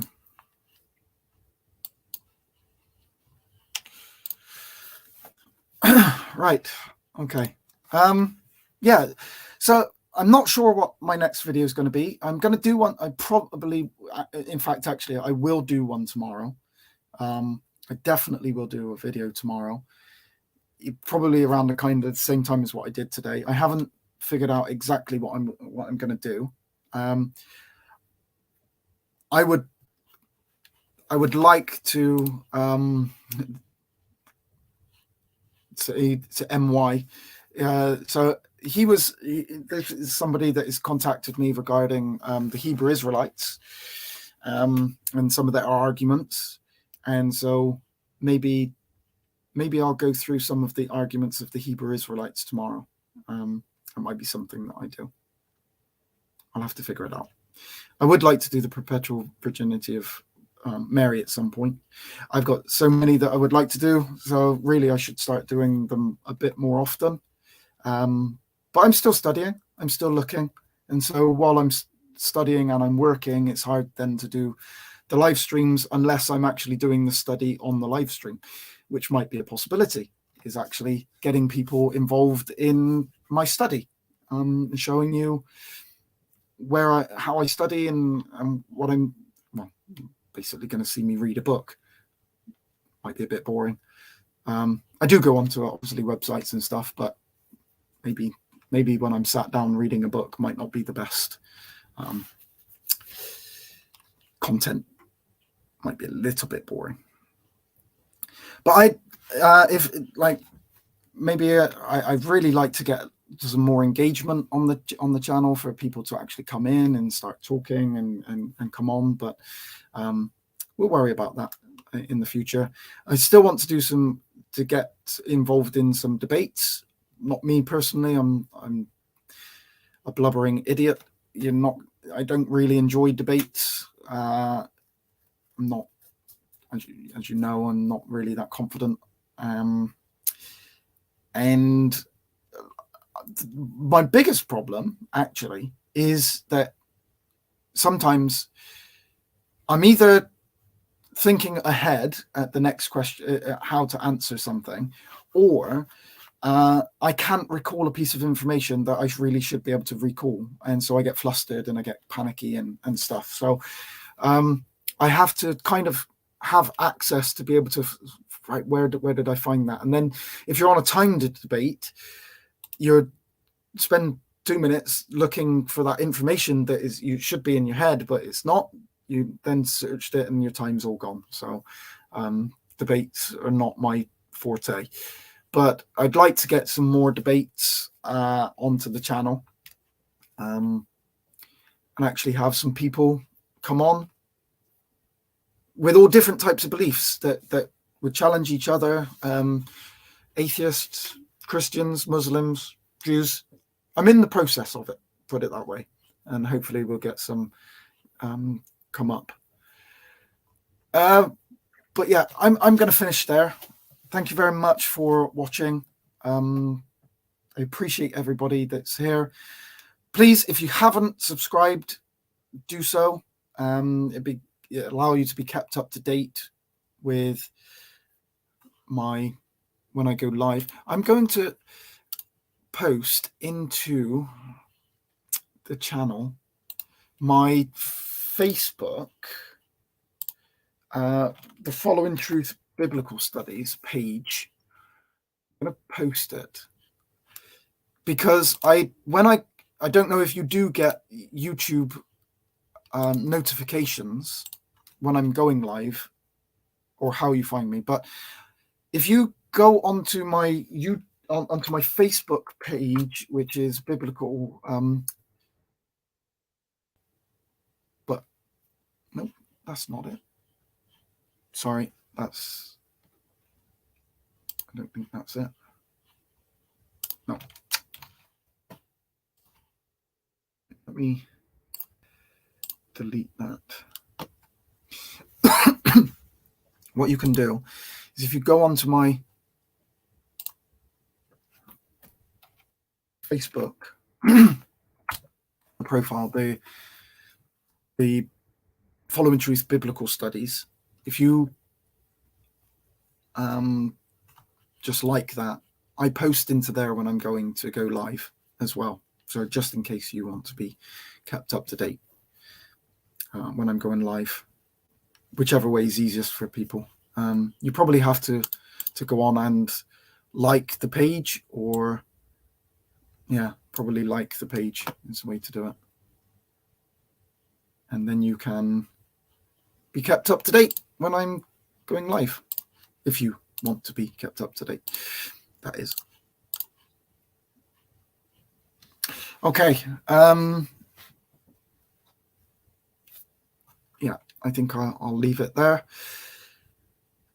Tungji, I might see you over on Unbiased channel later if you are there. I'm not sure if I'm going to, because it's 11:15 now.